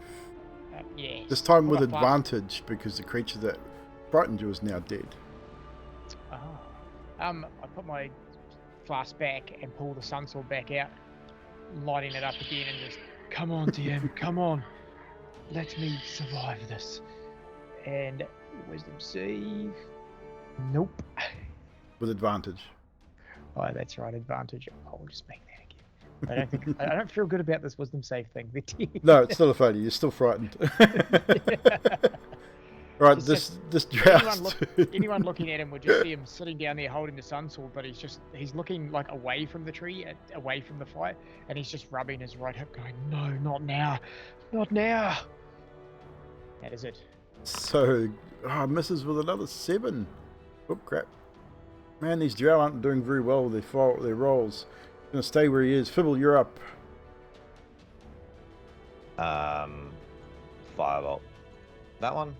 I think that's still in the line of sight with me. Yep, should be. That's the one by Zadriel. Yeah. Yep. The other one got killed. So 19 to hit. Yes, that hits. And 18 fire damage. Fire damage. Yep, and that's it. The fire definitely looks like it is hurting these creatures. It's not looking too good there. That's it for you. This drow's turn. Again, short sword attack. This time does hit with a 17, but only does minimal damage. But damage nonetheless. Adok, it is now your turn. Adok is going to put his back to the tree. He's going to open up his flask and he's going to empty a liter of water over his head as he says, "I'm too young to die." And he's gonna use protection from good and evil On himself? Yep. Okay. Which gives me advantage on saving throws from being frightened. But Okay. I think if it's dead, I already got it anyway. You're still frightened, but Yeah. you would get advantage because Yeah. it's dead. Yeah. So it'd still be an advantage, so you'd be fine. Yeah. Concentration spell, but then he's gonna look at Karnos, seeing him terrified, and he's gonna dig in deep. He's gonna go, "You have to protect me! Come on, Karnos! You are the Salt Coast champion, the champion of the DM!" And he's gonna give Karnos a bardic inspiration. to Nice. use as a bonus action. What dice is it for your level 1 bardness? I think it's like D6 or something, is it? Yeah, I think it is. It's a D6. I think it's a D6 at level 1. He's definitely screamed this, so I think he's not hidden at all anymore. Thank you. So, Karnos, you have a bardic inspiration. And Nutty has given Adok an inspiration in the chat. I got a natural 20 on the wisdom save. So with you are no advantage. longer frightened. Hey. And I'd say with a natural 20, you would have a surge of bravery as you give Karnos this bardic inspirations. This, even though it was screeched at him, not really over inspiring, but it's probably enough. You almost inspired yourself somewhat. So we'll say next attack will give you an advantage on your next attack. Has to be a melee attack though. Yeah, it's cool. Adok's gonna step out from the tree next to Yeah. Karnos. Yeah. So no, we'll just give advantage on next attack. Just you'd have to step out and into the battle. But it's surge of bravery at this point. So that's your turn. Next up is this creature here.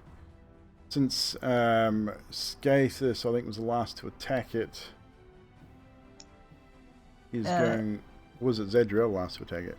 It doesn't matter. I have a compelled duel on it, so if it doesn't attack me, it's got Yeah, it's going to have disadvantage. It's going to attack him anyway. It's just...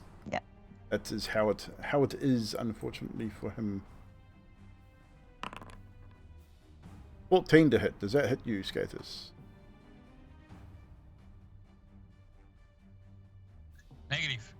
Right, so it misses. So you are lucky in that. It reaches out and touches you.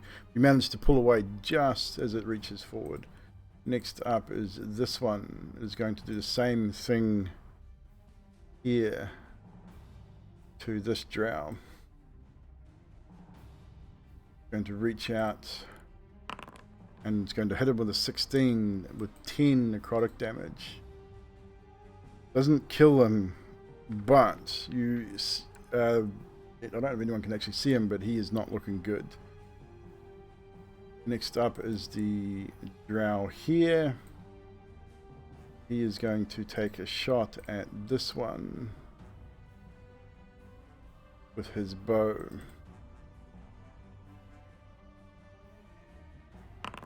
With a dirty 20. 3 points of piercing damage, which appears to be enough. As the bow strikes the creature, the bolt flies just over your left shoulder, Zadriel, and strikes the creature. When I can delete it, there it goes. And ending its miserable existence. We're having a bit of a laggy moment there on the old foundry. So that is his turn. Next up is this drow. He is going to move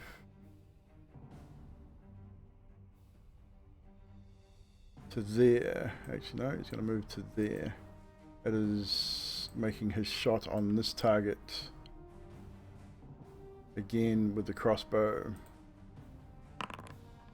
With 6 damage. Next up is this Banshee who is going to attack this guy.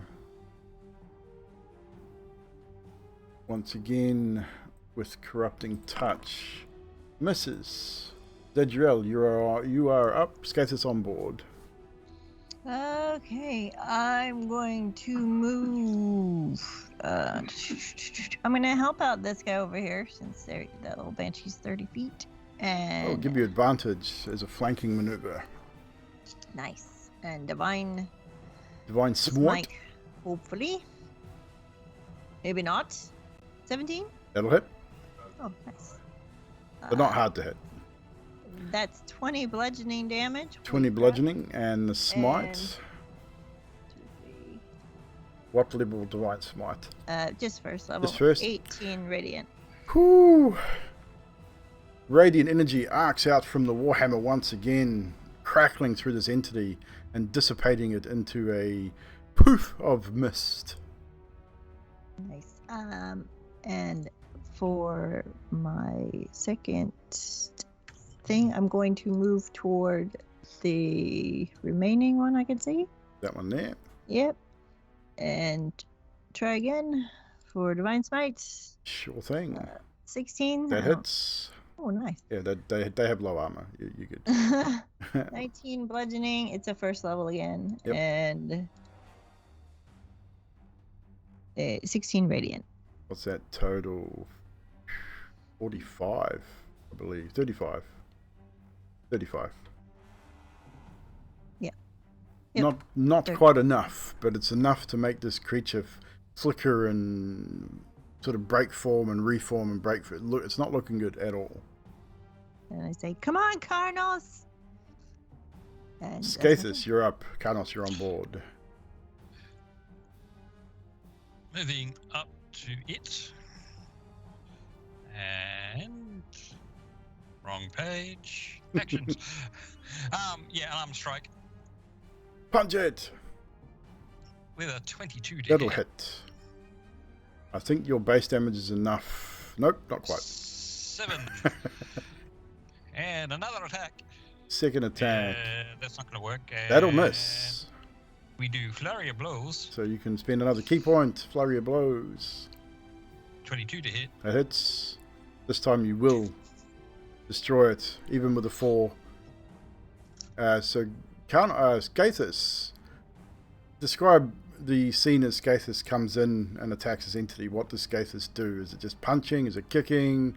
Is he being fancy? Describe how the attack goes. 5-finger death punch. Fuck yeah now. Okay. You're not that good. Not yet. Only level 10. But no, as Skathis comes in, you see him, he balls up his fists, comes in with his first strike, straight jab to the chest area of the creature, and finds purchase, and then just stands here and summons up all his energy into his right hand, brings it forward, and with a straight 5-inch punch, straight to the chest. And you watch the creature as it just starts to blink rapidly and then just goes into a puff of mist and is gone, thus ending the combat. The drow will get rid of these dancing lights. We'll go back to the other map. We'll go back to travel map. So as you collect yourselves, as the drow, you notice they move around the bodies of their fallen companions. A couple of them have fallen, but they don't. I mean, they seem mournful, but not overly cut up. It's almost become a thing of this place to lose companions in a battle. But they collect their bodies and move them back to the camp, where Casimir has them wrapped in cloaks, and he says a few words over them. You can see them sort of standing around in some form of ritual, maybe something Vistani, or you're not sure, unless you wish to ask maybe later. But the bodies are laid to one side and wrapped, ready to maybe take back to the Vistani camp in due course for a proper burial. But by now it's dark. You make your way back to the camp. Is there anything you wish to discuss before the night draws in?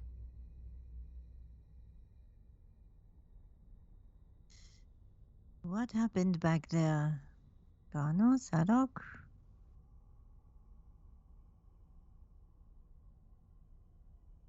You seem to be in the bushes.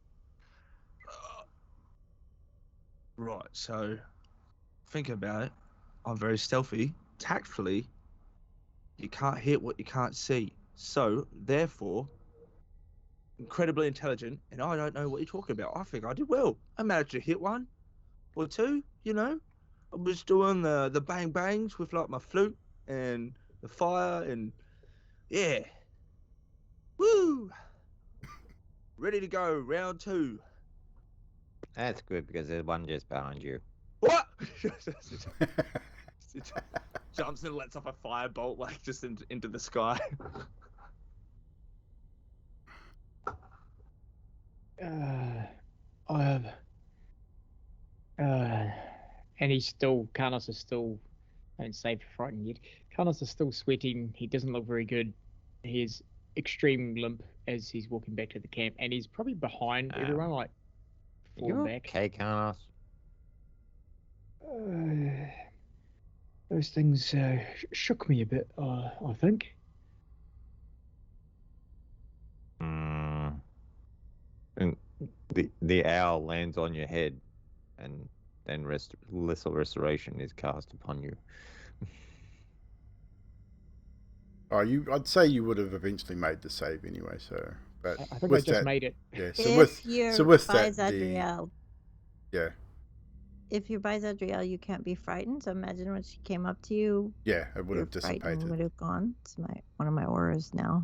So So even though the frightened debated, he still sort of seems maybe not frightened, but still a little shaken. Yeah, just something about those creatures is a bit weird. Don't really. I just had a bad memory today. It put me off. I'll try not to let it happen again. maybe, Feeble, maybe you could work on that leg for Carnos sometime. I can't replace something that's been cut off. His leg. Oh, I'm sorry.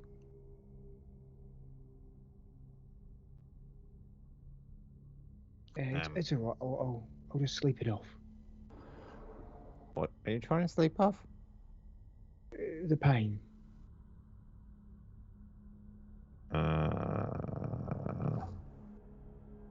Okay. Doesn't the brace help? Yes and no. Do I need to make it bigger? I know the brace is a wonderful idea if if the pain was on maybe the outside or if the problem was on the outside, but the brace doesn't really stop the inside. It kind of feels like, shards of glass all rubbing together between my bones internally, not so much externally. That's it, Feeble. You have to go to his insides. No, that's quite all right. Let's get back to camp where I can have a couple of small proper drinks. Okay. So walking and talking back to the thing. So you reach the camp without too many. The camp wasn't that far away, so you get back to camp. As I say, Casimir and the other Dusk Elves have laid out their friends in cloaks and have wrapped them, tied them for transportation. Casimir himself seems a little like he's mournful. He's definitely mournful, but it's almost like he's more annoyed than Mournful, which is not unusual. It's kind of, even Zadra, I think you'd probably understand that to a certain degree. Being a paladin, certain things you are unable to do. Obviously, resurrection is a thing that is available, and obviously Casimir is unable to do those sorts of things. So he would be a little annoyed that he couldn't, that he's lost a couple of possible friends and just can't bring them back. But eventually he comes to you guys and sits at the fire and just quietly looks around and says, I trust that all are okay. You survived relatively unscathed. None of you look too worse for wear. Think we are a good team? No? Yeah, I am completely fine. I am missing, however, a litre of water, but other than that, it's, not a big of a deal. I can get more. Thanks for asking, though. I appreciate it. You can see the annoyance at your comment in his face, comparing the loss of water to the loss of life, as he sort of looks over his shoulder to the fallen drow. It looks at a look of disdain almost shoots at you. He doesn't say anything, but it's obvious that he is annoyed at your comment. Sort of brushes it off. Sorry about what happened. I mean, I tried my best to terrible thing. I'm not gonna go stand over here for a while. Good idea, Adok. You all get the impression that he feels the loss of his companions, even though he is sort of he's been introduced as a Dusk Elf leader or a leader of his peoples. But you get more the impression that the people that he travels with are not just his guard or his soldiers, but probably more likely than not his family or his kin in some description, some way. He has that kind of mournful look over. It's like he's mourning the loss of a family member. Like he's not crying or anything like that, but he definitely has a look of sorrow in his face. And he says that we are maybe a day and a half, 2 days away from where we must leave the horses and travel on foot. Hopefully we'd have no more interruptions along the way. But when we get to the mountain, you must bundle up as warm as you can. It will be very cold. And when I say very cold, I mean extremely cold. The cloaks we have given you will help, but if you are able to insulate yourselves further, it would be wise. The cold can be very taxing, and we must spend at least a few hours in the snow before we reach the temple.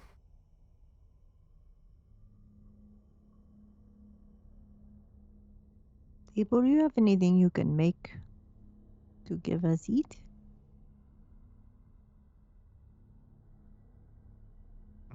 Portable fireplace, maybe.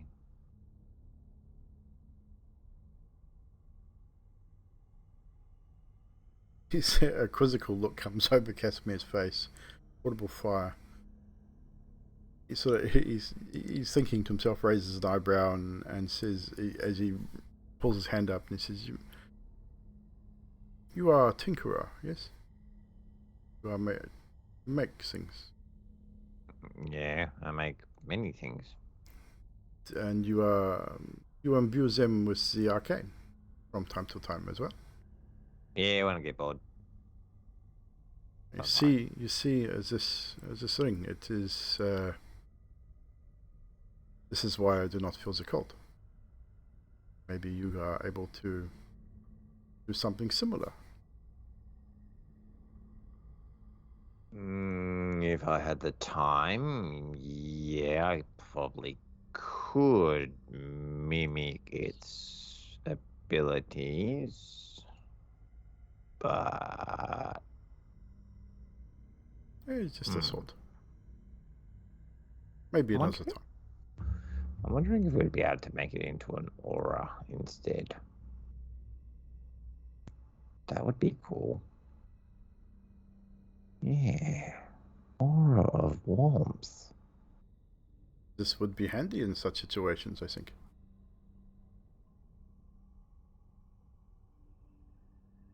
But anyway, I think it's time for rest or sleep. Again, if you are trusting of my guards, they will keep watch, as they do not need the sleep that you need.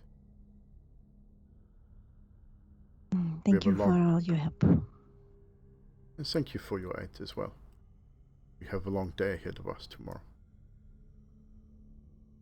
And he retreats to his tent gives you all a nod as he stands and turns, heads to his tent, leaving you. It's still early. Like you don't need to sleep right now. I mean, you've had a battle. You're probably a little tired, little sort of worn out from the battle, but it's still relatively early. If there's anything you guys wish to achieve before sleep. Carnos has, since where they were talking, he's gone sort of over to an area on his own and he's polished off both his flasks that had wine in it and he's tipping even amounts of water into each flask. He's putting his hands over the flask. He's going, DM, for the glory of yourself, make these wine. He takes a sip. He's like, damn it.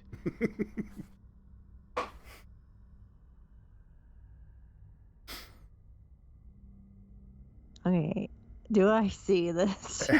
How far away from the camp did you go? Like, I would have. They were sort of talking. I was doing it while they were chatting with Yeah. Kashmir. So I don't know, roll a 20, perception, Zedriel. 30 feet or something. Yeah. Roll a Not far. perception, just to see if you. Nope, I don't think Nope. so. What do you roll? 8. 8? Yeah, no. Definitely not. You sort of, I mean, you probably would have looked around and sort of seen that Carnos had sort of moved himself away from the group. But you probably wouldn't know what he was doing. And eventually, do you come back to the group, Carnos? Or do you just return to your tent? If they're sort of tenting for the night, he'd probably just hang back with them. After he decided he couldn't change his water into wine. I'd assume you guys would stay up a little bit, maybe around the campfire before heading off, depending on how tired you are after the battle. I mean, you guys didn't take a lot of damage. It wasn't a huge battle, but enough to sort of, I mean, obviously a little bit of fright going around. But it's still relatively early.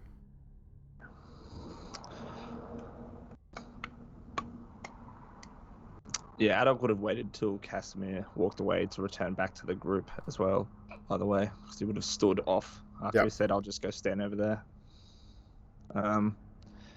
Seeing Carnos, though, because he was next to Carnos when... Yeah. You would have seen him move away. Yeah. Adolf's just going to lean into Carnos, just, not to draw attention, but like, are you alright, mate? It's not like you to, Mm-hmm. I was trying on. I was trying out the ad hoc approach. Yeah, there's a bit of difference between you and I. 1, colour. 2, size. Yeah. He's saying because I have a pinkish skin and I'm big, that I don't have to be afraid of anything. No, what I'm saying is trying to stealthily, because I was tactical, pure tactics, what I was doing. That's, like, try my approach, the stealthy sort of thing. Oh, right. Oh, yeah, because you're kind of grey and you sort of blend in with grey and green things. Yeah. So, what do I blend in with? Well, marble stone, maybe, yeah, other things that Yeah. maybe a pink. Do you have any wine? I don't know. I got a question though. I mean, you don't have to. I feel like we've talked a little bit about things over the past. Just, I'm wondering if your problem that you've got is more a matter of an adult's gonna touch his heart and his head, rather than an external sort of thing.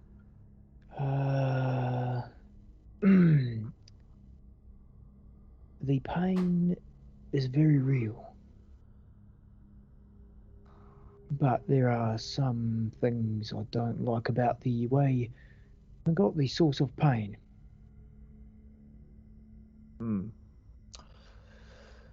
Would you say that these sort of things happen when, I don't know, maybe you're in the midst, like a trigger, perhaps, maybe, and when you haven't had, and he's still trying to be subtle about it, to flasks, it sort of comes to the forefront of,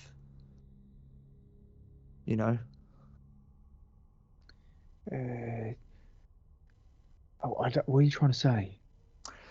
You know what? I'm not trying to say anything, Carlos. I'm just, I thought I don't really know. You know what? It's not my place, is it? It's just trying. I don't mind. You kind of talk, for a little guy, you kind of talk above me sometimes. I don't understand. Okay, right. So, it's just, I mean, I'll admit it, right? I've been terrified. Yeah, that's clear as day. Mm-hmm.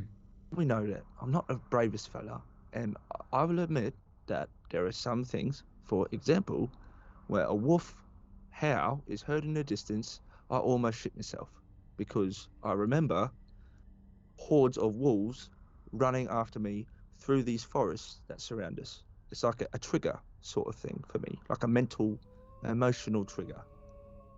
Like them howls. Yeah, one and the same. Yeah.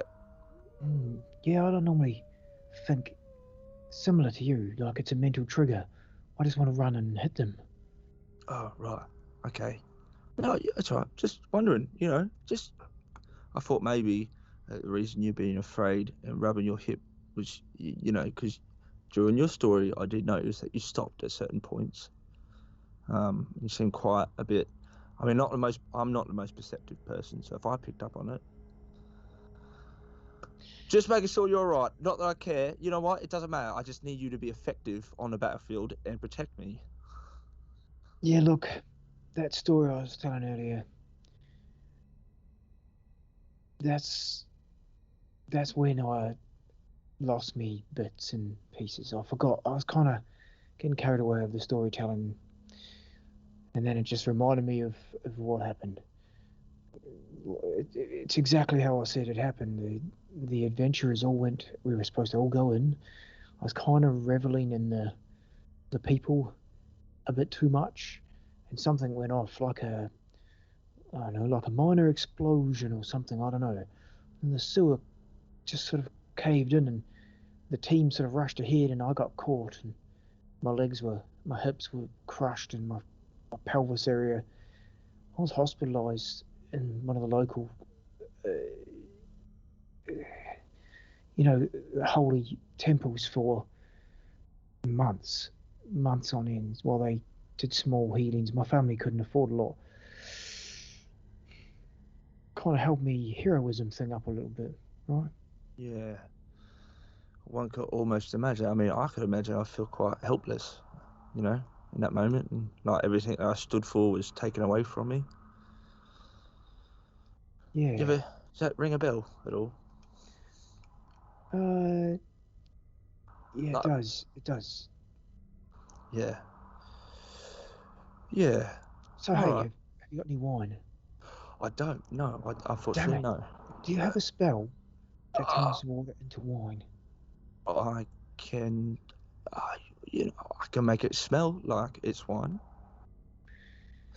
Don't tell Zadriel. Mm-hmm. Because That what? she's can turn water into wine and I can't, and I just want to learn it without having to bug her again and again and again. I think she gets annoyed with me. I think Scapus gets annoyed with me too, actually. Nah. You know what I think? I think it's because maybe they're jealous of you and what you can do, yeah? Your fantastic stories and everything like that. And they just, I can't handle it like some people. I, for one, admire it. Yeah. You know what? I've realised something. I think I do have a spell.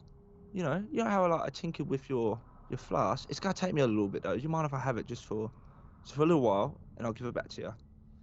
Okay, but you have to take both of them because Yeah. it's uneven otherwise. Yeah, I'll do that. But hey, listen, I'm going to disappear, right? But you can't tell anyone that I can do this. Oh, all right.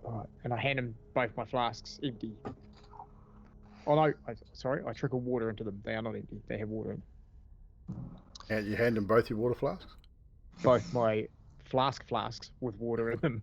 Yep, flask with water in them. Okay. Alex just going to give you a little bit of a wink, and then he's going to pull out a bit of fleece from a component's pouch, and he's going to draw a big circle around himself, and you're going to watch as one by one it just slowly fades away as he turns invisible. Whoa, neat. You can probably hear his footsteps as he walks away, though. Yeah, you probably hear the footsteps in the dirt, and then they sort of fade as he gets further away. DM. What is Adok up to? He would wait for Zadriel to be alone, and then, still keeping the invisibility, walk up to her. Okay. Yeah. So I would say after a short time, is there anything else the rest of you want to discuss, sort of, at this point before heading to bed? Zadriel actually was gonna go around the camp and heal the Dusk Elves that were wounded, Okay. like with the lay on hands and stuff, Yep. and probably just come back and sit. They would be appreciative. Like, they would thank you very much, and one or two of them would comment on your guys' skills. One of the fallen Dusk Elves would have been Jeremy, the one that you guys spoke to in the wagon. You would notice that. You would realise that as you were sort of went and talked to these guys. All right, and then I will walk towards our camp, and I'll probably get out Emilia's journal, and I'll just be reading it to myself. No worries. So, Adok, you would see eventually Zadriel sort of sitting on her own, reading a book. Adok would try and walk up to Zadriel, making sure there's no eyes on her. Then Zadriel would just hear her.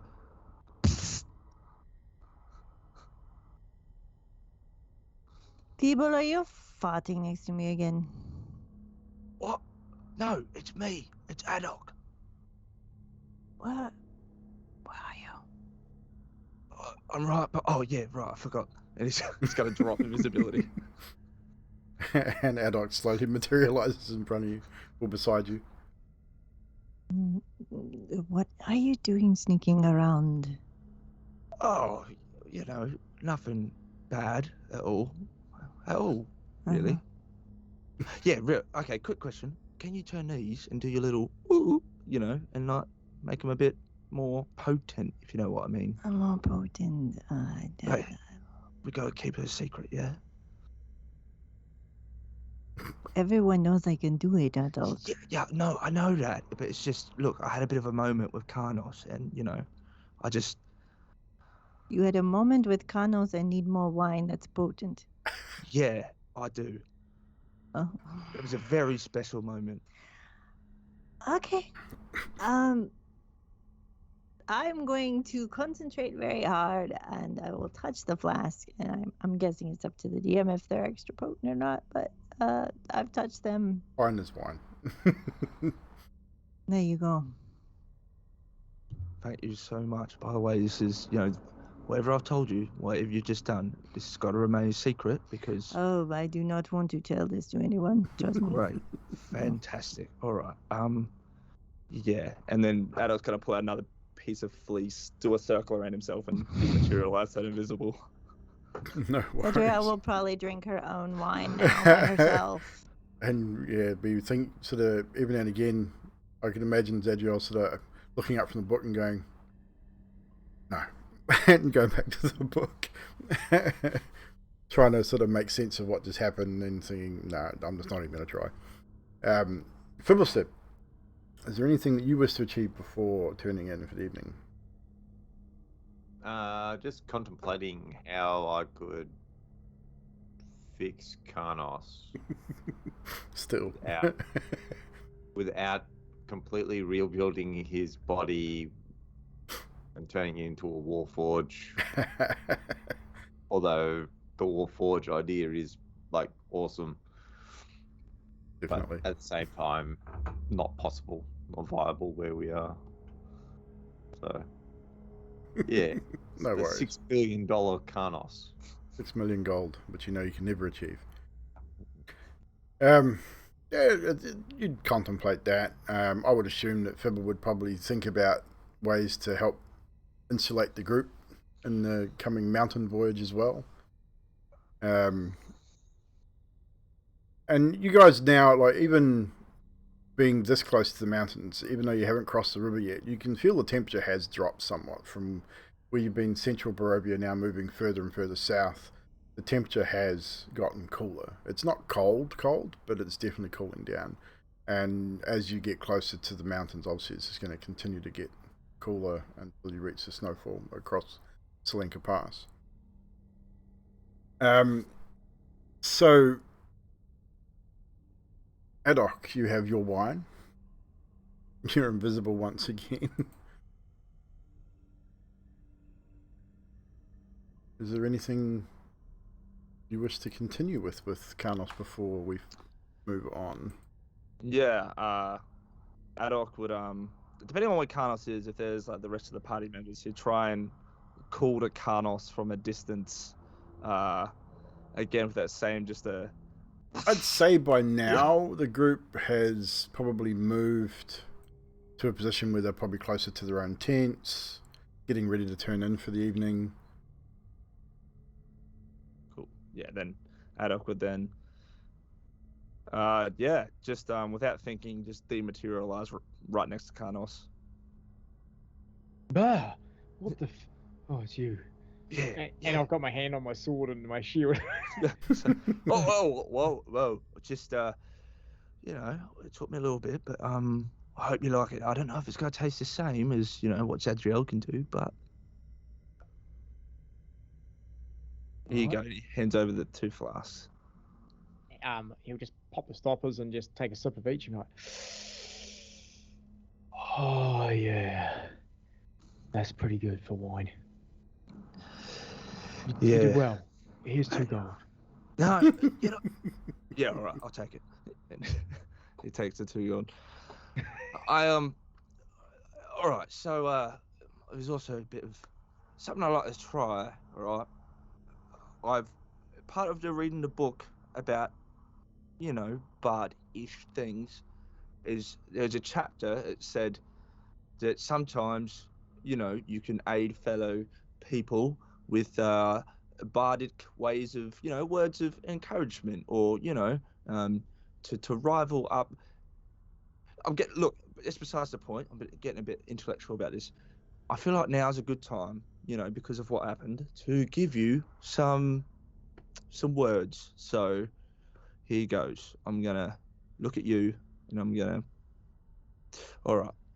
So you, sir, have a limp. 1, that means that you are not able to operate normally as a human, and quite lesser. You are less than normal as a person, but that doesn't stop you from doing your heroic deeds, does it? One would think it would, but it doesn't. You strive forward and still do your best, and you keep, most importantly, me safe. So I just thought you should know that still choosing to be a hero and doing what you can do with your physical, you know, disembodiment, or whatever you want to call it, I feel like it makes you more of a hero, not less. So, no matter what anyone says, just keep in mind that something that you're good at. You're a hero. Fantastic. Well done. Thank you. Can I just reverse that quickly for a second and say, you're scared of everything, but you're still here doing this. Right back at you. Yeah, well, you're a lot better at that than I am. I'm, shit. Maybe you should have been a bard. You know what? It's fine. I'll just thank you. That's food for thought. Anyway, I'm gonna go retire and fall asleep. So, good night. All the best. Hey, Adok, one last thing. And I pop the 2 stoppers on the flask. I hand him one, and I take the other. This hurts me more than it hurts you, but take a sip. And he takes a sip of one flask, waiting for Adok to sort of copy you. Adok's gonna take not 1 sip, but 2 sips. Damn it, he did 2, so I take 2. So, indeed, after a time, you all eventually come to rest, trusting in Casimir and his Dusk Elves to take watch as they have the previous evening. Nothing really happened, so you all move to your respective sleeping quarters and bed down for the evening. The evening goes along without a hitch. Nothing, you are not disturbed. However, I need Adok to make a wisdom save. I need Zadriel to make a wisdom save. Karnos to make a wisdom save. That's my favorite save.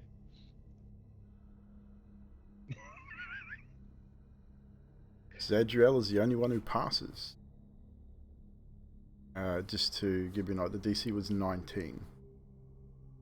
So Zadriel, even though you saved with a 23, you still feel, during the course of the night, you wake suddenly. You feel a pressure on your mind. It's a pressure you've felt once before. You know that someone was attempting to maybe peer into your mind. You felt it several times in your stay at Castle Ravenloft before STrahd finally wore you down and was able to cast his charm spell on you. So you would know it was a detect thoughts spell that he had used on you several times. Adok. Both you guys are 4 to 2. Damn. So Adok, with a 4, both extremely low. So, what has Adok been thinking about leading up to and leaving the Vistani village? Where are his thoughts running at this point? So, more specifically, what he is looking for is: A, are you afraid? A, yes. B, he's looking for who you feel most attached to within the group. Ooh. And C, he wants to know what you're up to, why you are going to the temple. What does Adok think that he's going to gain from going to the temple? Or what is the goal, basically? I mean, searching for fears, this person would have found that Adok is scared of every howl, every movement and rustle in the bushes. The birds that go by frighten him. A crow on the side of the road scares the crap out of him. The way Kashmir looks at him sometimes scares the crap out of him. The way half the party looks at him scared the crap out of him half the time as well. So, there's a lot that he's terrified of. He brushes past that, pushes past that. I mean, it's a surface fear. It's a deep-seated fear. He pushes past that and then pushes into what's the deep-seated? Okay. He pushes past that more into what, because you failed so miserably on the roll, he's pushing more into the deep-seated thoughts. Who in the group do you find yourself being closest to, as in a relation, as a friendship, or in anything in that sort of realm, and specifically what Adok feels that they stand to gain from going to the temple. Adok at the moment, for all he knows, stands to gain a lot of money at the temple, so that's why he's doing it. So that's why he heard money at temple, so he's going. And the one that he probably feels closest to at the moment it's a toss-up between Zadriel and Karnos. I feel like he's getting closer to Karnos, but Zadriel's always been a shining sort of figure. Those memories are there, those thoughts are there. Basically the same thing for you, Karnos. Initially, he glances over the surface thoughts in your mind, sort of what his initial thoughts are, and being here in Barovia, what he thought he was getting himself into coming here initially. So initially, Karnos' thoughts about that to come and help someone like the Burgomaster, save the people. That was his initial thoughts. He thought he was coming to do. Now his fears are that he won't be seen in the light of doing such things. He's more afraid that the heroic stuff that the group is trying to do is starting, especially after the city was destroyed, is starting to look like less heroic, maybe to the point of they're the cause of some of the issues. Also, he fears not being seen as a hero at all. Would you say he fears failure at protecting the group, maybe? Not just the group, but every little thing that goes on. Like someone needs their daughter saved, but they're making a decision to do something else because that daughter belongs to someone else. He fears not being the hero in any situation. He also fears not being the one in the limelight. So if Zadriel does something more heroic, or Adok, or Fibbleston, or Skathis does something more heroic, he feels like he needs to one-up that. That's the main fears. So the next thing that is going to be slightly different for Karnos. Okay. Damn it. Again, and Karnos, we'll probably get to that as well, but you probably won't realise this when you wake, but in the moment, you feel, you know who it is. You've had conversations with him. The feeling's the same, that it's almost like he's being polite in some ways and being noble. He's not forcing his way into any specific memory. He's just browsing and asking questions, and you are compelled to answer them, but you don't feel like you're forced to answer them because it's natural feelings to you. Does Karnos feel that he could defeat Strahd one-on-one? Karnos feels that with the Sun Sword, he can defeat Strahd one-on-one. That's good to know. And yes, then he would probe deeper into the relationships within the group. Who does Karnos fear losing the most out of the group? This may come to a surprise to the players, but Karnos' underlying thoughts are he's very close with Adok and Zadriel, and that would be obvious. But he fears losing Fibbleston because he believes Fibbleston can fix his leg, fix his hip, and fix his disability, which makes him less of a hero. Even after the talk of Adok, which he feels much better about, he thinks Fibble can create some sort of clockwork limb. But would it be fair to say that he feels that Fibble could make him the hero he once was? That's exactly how he feels about it. Even though he pulls away from it a lot, it's deep in the thoughts of his. He's always thinking about it. And same thing with the Amber Temple. With the information that you've been given about the Amber Temple, what does Karnos feel that the Amber Temple can offer the group? Or is it just a waste of time? No, he feels like at the Amber Temple there's going to be something else for the group to be able to defeat Strahd easier than just having the Sun Sword alone and the book. Okay, so as these thoughts run through Karnos' mind, there is another thought, or more of a feeling, that pushes into your psyche. Now let's see if I've got him here. I put him in here. Is he still? You see a face flash in your mind, Carnos, and it's the face that I've just shared with the viewers and everybody else. A young man, very attractive, long dark hair. Then the feeling of anger overwhelms you to the point it wakes you. You sit bolt upright in your tent, and your hand is gripping the hilt of the sunsword extremely tightly to the point where your knuckles are whitened. And as you realize what you're doing, you attempt to let it go, but you can't, and that anger just wells up inside you.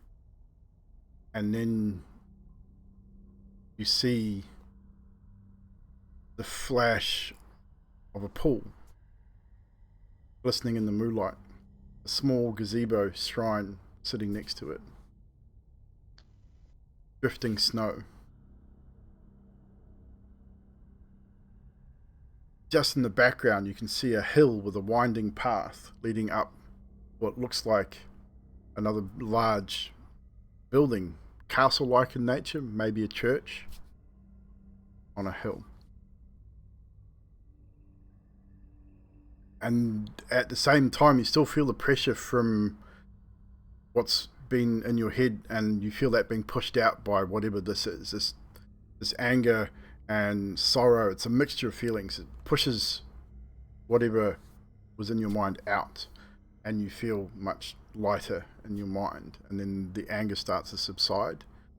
Your hand releases the sword, and the image of that young man fades. But the image of the pool and the gazebo, snowy land around it, and this hill with a large castle or church-like building on top of it remain in your mind. I'll get you to roll a history check for me, please. Okie dokie.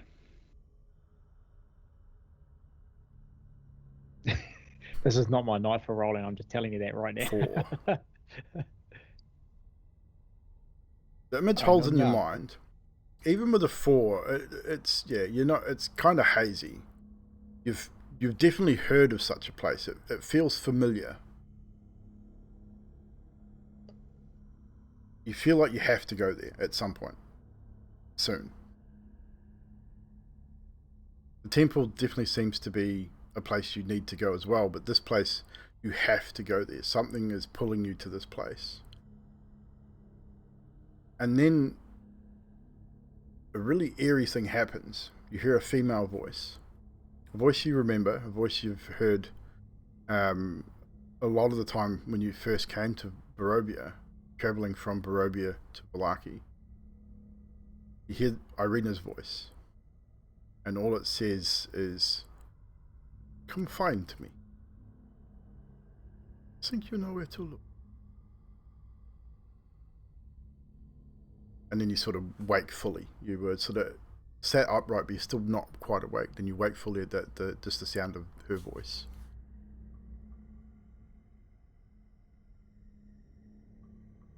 Eventually, you do, probably after a time, unless you wish to wake party members and discuss what's just happened.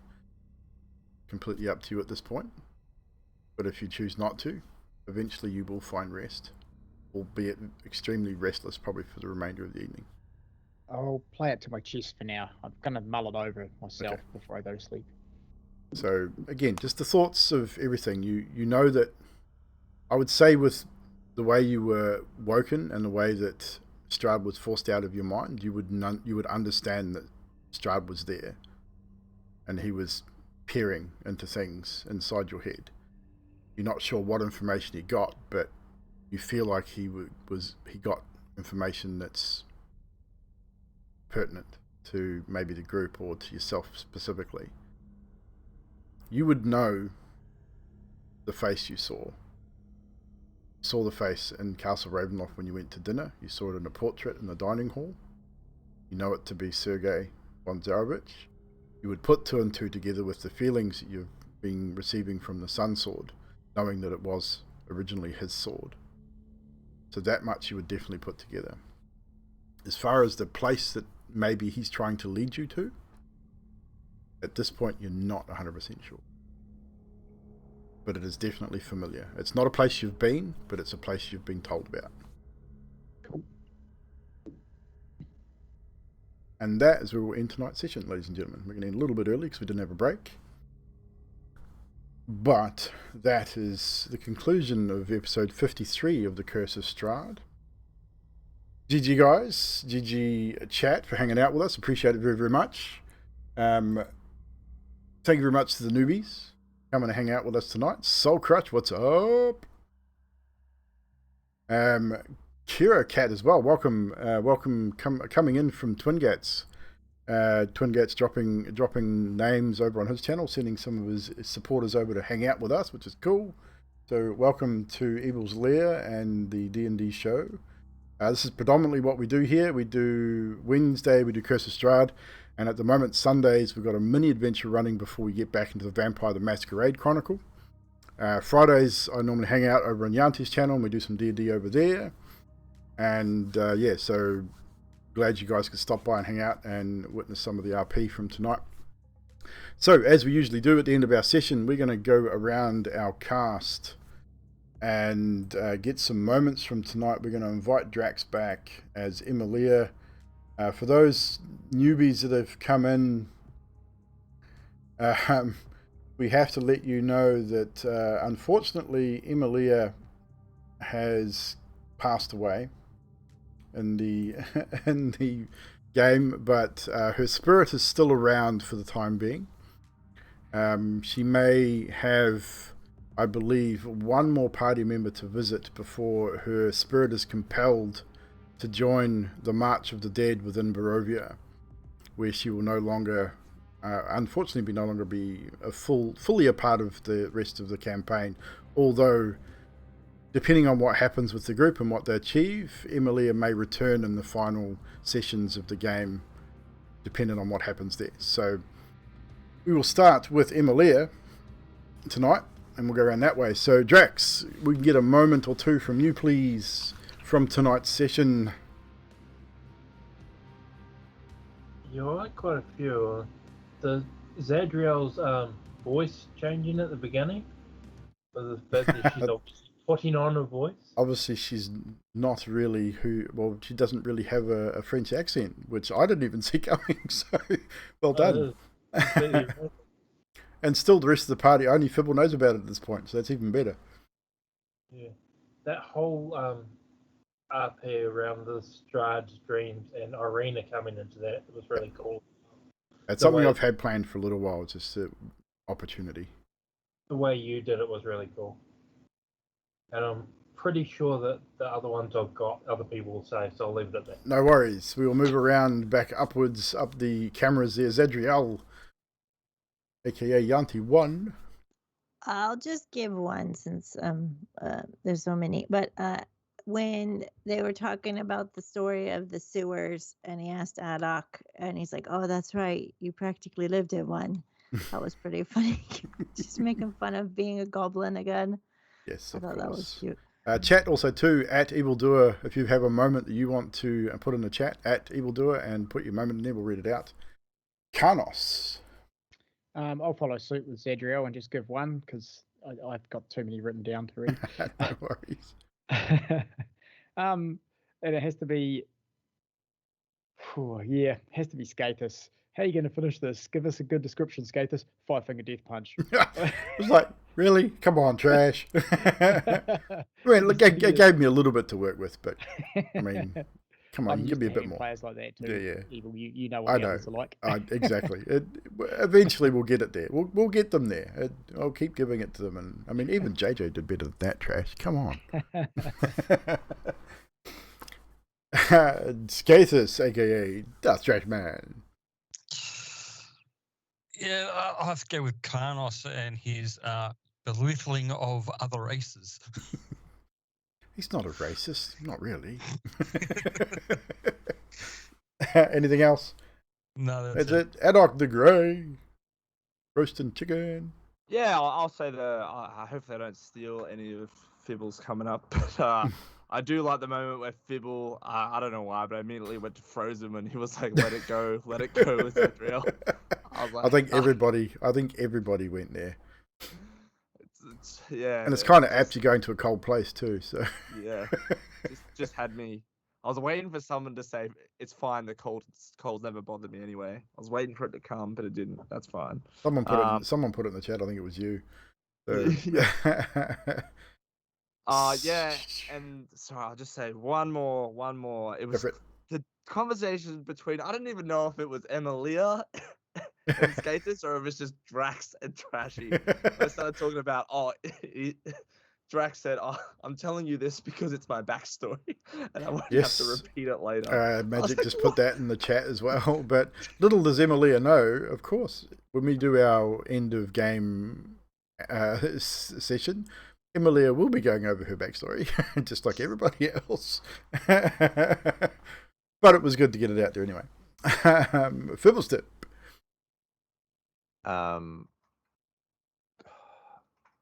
Let's see, a couple of them really, but the Karnos filling up the water and telling a story, but telling a different story as his beginning story. So we're sitting there going, I'm sitting there listening to it. I'm there going, that's not what he said his hero story was. Fucking lying prick. It's definitely And then it's like, intentional. oh no, wait a minute, that's the one that he got crushed on. Ah, cool. Okay, right, cool.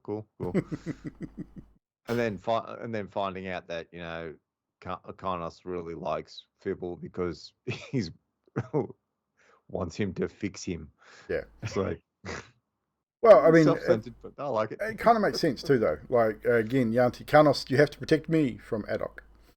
Adok's, you have to protect me. Look after me. That was the other one. Adok's whole conversation with Karnos, like, yeah, I can turn your water into wine. And then goes to Zadriel. Goes straight to Zadriel. But doing it such a sneaky way too, using invisibility, say Karnos doesn't find out. That's pretty cool. Yeah, but I dare say he would realize it if he, taste would be pretty. Well, wine's wine to Karnos, I think. I don't think he'd really distinguish where the wine came from. It's just, as long as it's alcoholic, I don't think he'd really care. Aura of Warmth idea, Fibble from Mina. So yeah, that was something. That's why I sort of threw it back at Fibble because I wasn't actually, I'm not 100% sure how much an artificer can do. I know they can imbue certain arcane energies onto certain armors.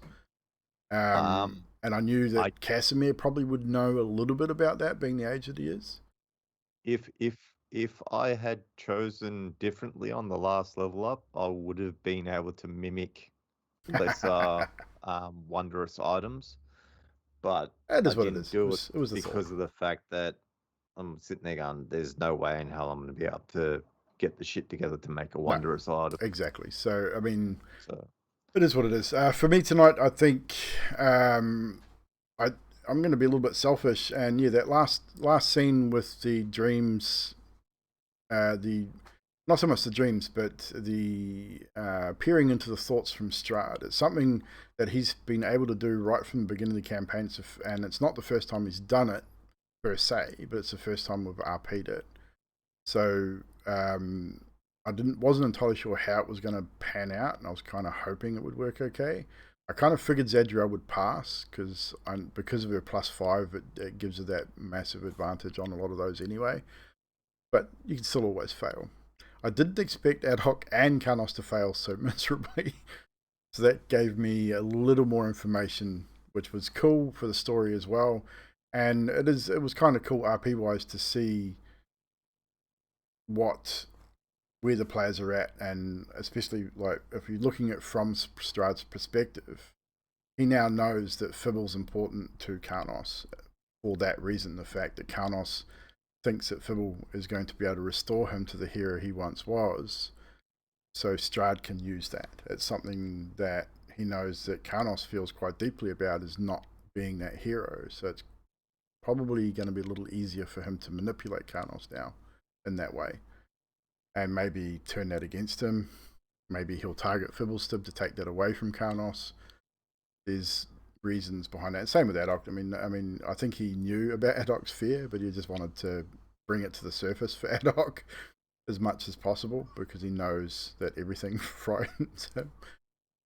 So, if you wanted a deeper thing, I probably should have given that. I apologize, but yeah. No, it's all good. I got what I wanted. I mean, Okay. at the end of the day, I know enough about Adok to know where his fears really lie. So Yeah, okay, it's yeah. I mean, like I said, it's just more Strahd probing and letting Adok probably more so him letting Adok know that he's still there and that he's still watching. And yes, I'm still very scary and I'm going to get you, kind of thing, because he knows that would really unsettle Adok.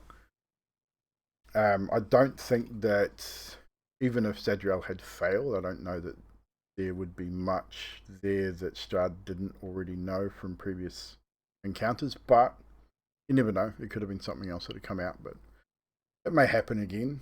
You never know. I just went through the dice log. I had nothing over 11 tonight. No, your rolls were even What a actually. I tell you shocker. what, even my combat dice, those poor drow, they failed on so many attacks. But it wasn't too bad. We only lost like 2 or 3 during that battle. So I you think still Karnos got a did few. heaps of talking tonight. At least that made Yeah. up for the crappy rolls, right? Sorry, Yeah, everybody. story's good. Thing is, we love story. That's why we're here. That's why we have the title that story first. No rush RP. The RP is what we focus on, and what I try to focus on as a DM more so than the combat.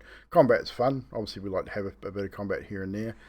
This campaign calls for a lot more combat than I like. So as far as the random encounters are concerned, I run them far less than they are run natively in the campaign. In the campaign, to give you guys an idea of context, we have there's a random daytime encounter and a random nighttime encounter, which are normally rolled every in-game hour, which I think is far too much. So I tend to run 1 per day or 1 per night, maybe 2 on the outset, just depending on what you guys are doing. But generally it's sort of 1 or 2. And not all of them are combat situations.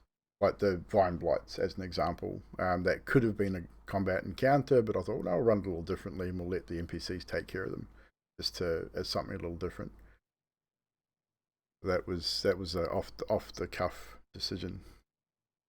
Yeah, you saw the drow kick ass in the bush tussle. They did not do very well in the actual combat, so unfortunately, maybe banshees just aren't their specialty. Maybe little twig creatures are the way that they like to kill them real quick. But anywho, that is it for us this evening. Another great show from everybody. Thank you so much for hanging out with us. Thank you to the new followers and the host. We had Punked Pyro Shadow turn up with the host. Thank you very much. We are right at the end, but thank you so much for dropping by. Anyway, Nutty with a resub for 24 months. And then we had, who else? We had someone else sub as well. Jax 5412 with a subscription as well. Thank you so much. Appreciate it. Soul Crush and Kira Cat new follows. Glad you guys can come and hang out with us. We do this every Wednesday and Sunday. So come back and hang out with us again. There will be no stream this coming Sunday. However, I am away and I won't be back till next week. So back here Wednesday night for some more Curse of Strahd. So until then, if you want your D&D fix, go over and catch up with Yanti1 on her channel.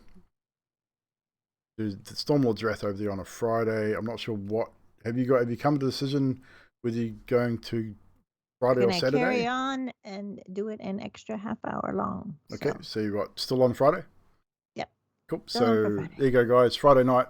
If you want a D&D fix, go hang out with Yanti1. She's doing Stormlord's Wrath. My character will be there, but he's probably going to be really drunk. So just he's drinking his sorrows away at the moment because he's not actually there. Yeah, I've already died once, man. What do you want? Done. Anyway, we're gonna raid. Does anyone have someone they would like to raid, or do we need to pick someone who is online? We have Aussie Devfro doing Resident Evil: The Village. We've got Aeon Craft doing D&D, doing dice pause. We got Arthur Pendragon doing some D&D stuff. Only got 4 viewers. Let's check them out. I think we have rated these guys once before. Been going for 34 minutes. I think we'll raid them. Just gonna grab some info here. Wait for the ad to finish.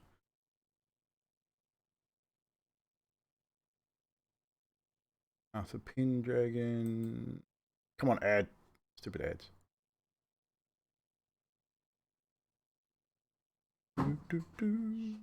Nobody's banging around in the background. But we finished, it's all good. Nobody's going to work. Bye. Have fun at work. To explain it. Cool, so we're going to raid these guys. Start raid. Right, guys, thank you very much. We will see you when we see you. So I'm definitely going to be around tomorrow night playing some games. I may or may not stream some Paladins tomorrow night. It's got drops available. So if I decide to check out the Discord, it is free to play on Steam. If you want to come and hang out and play, it's a cartoony style shooter, but it's kind of fun. Kind of like, what's that other game? I don't know, Overwatch. Kind of similar to Overwatch. But anywho, we'll see you next time. Can you like follow me? Take care and see you later.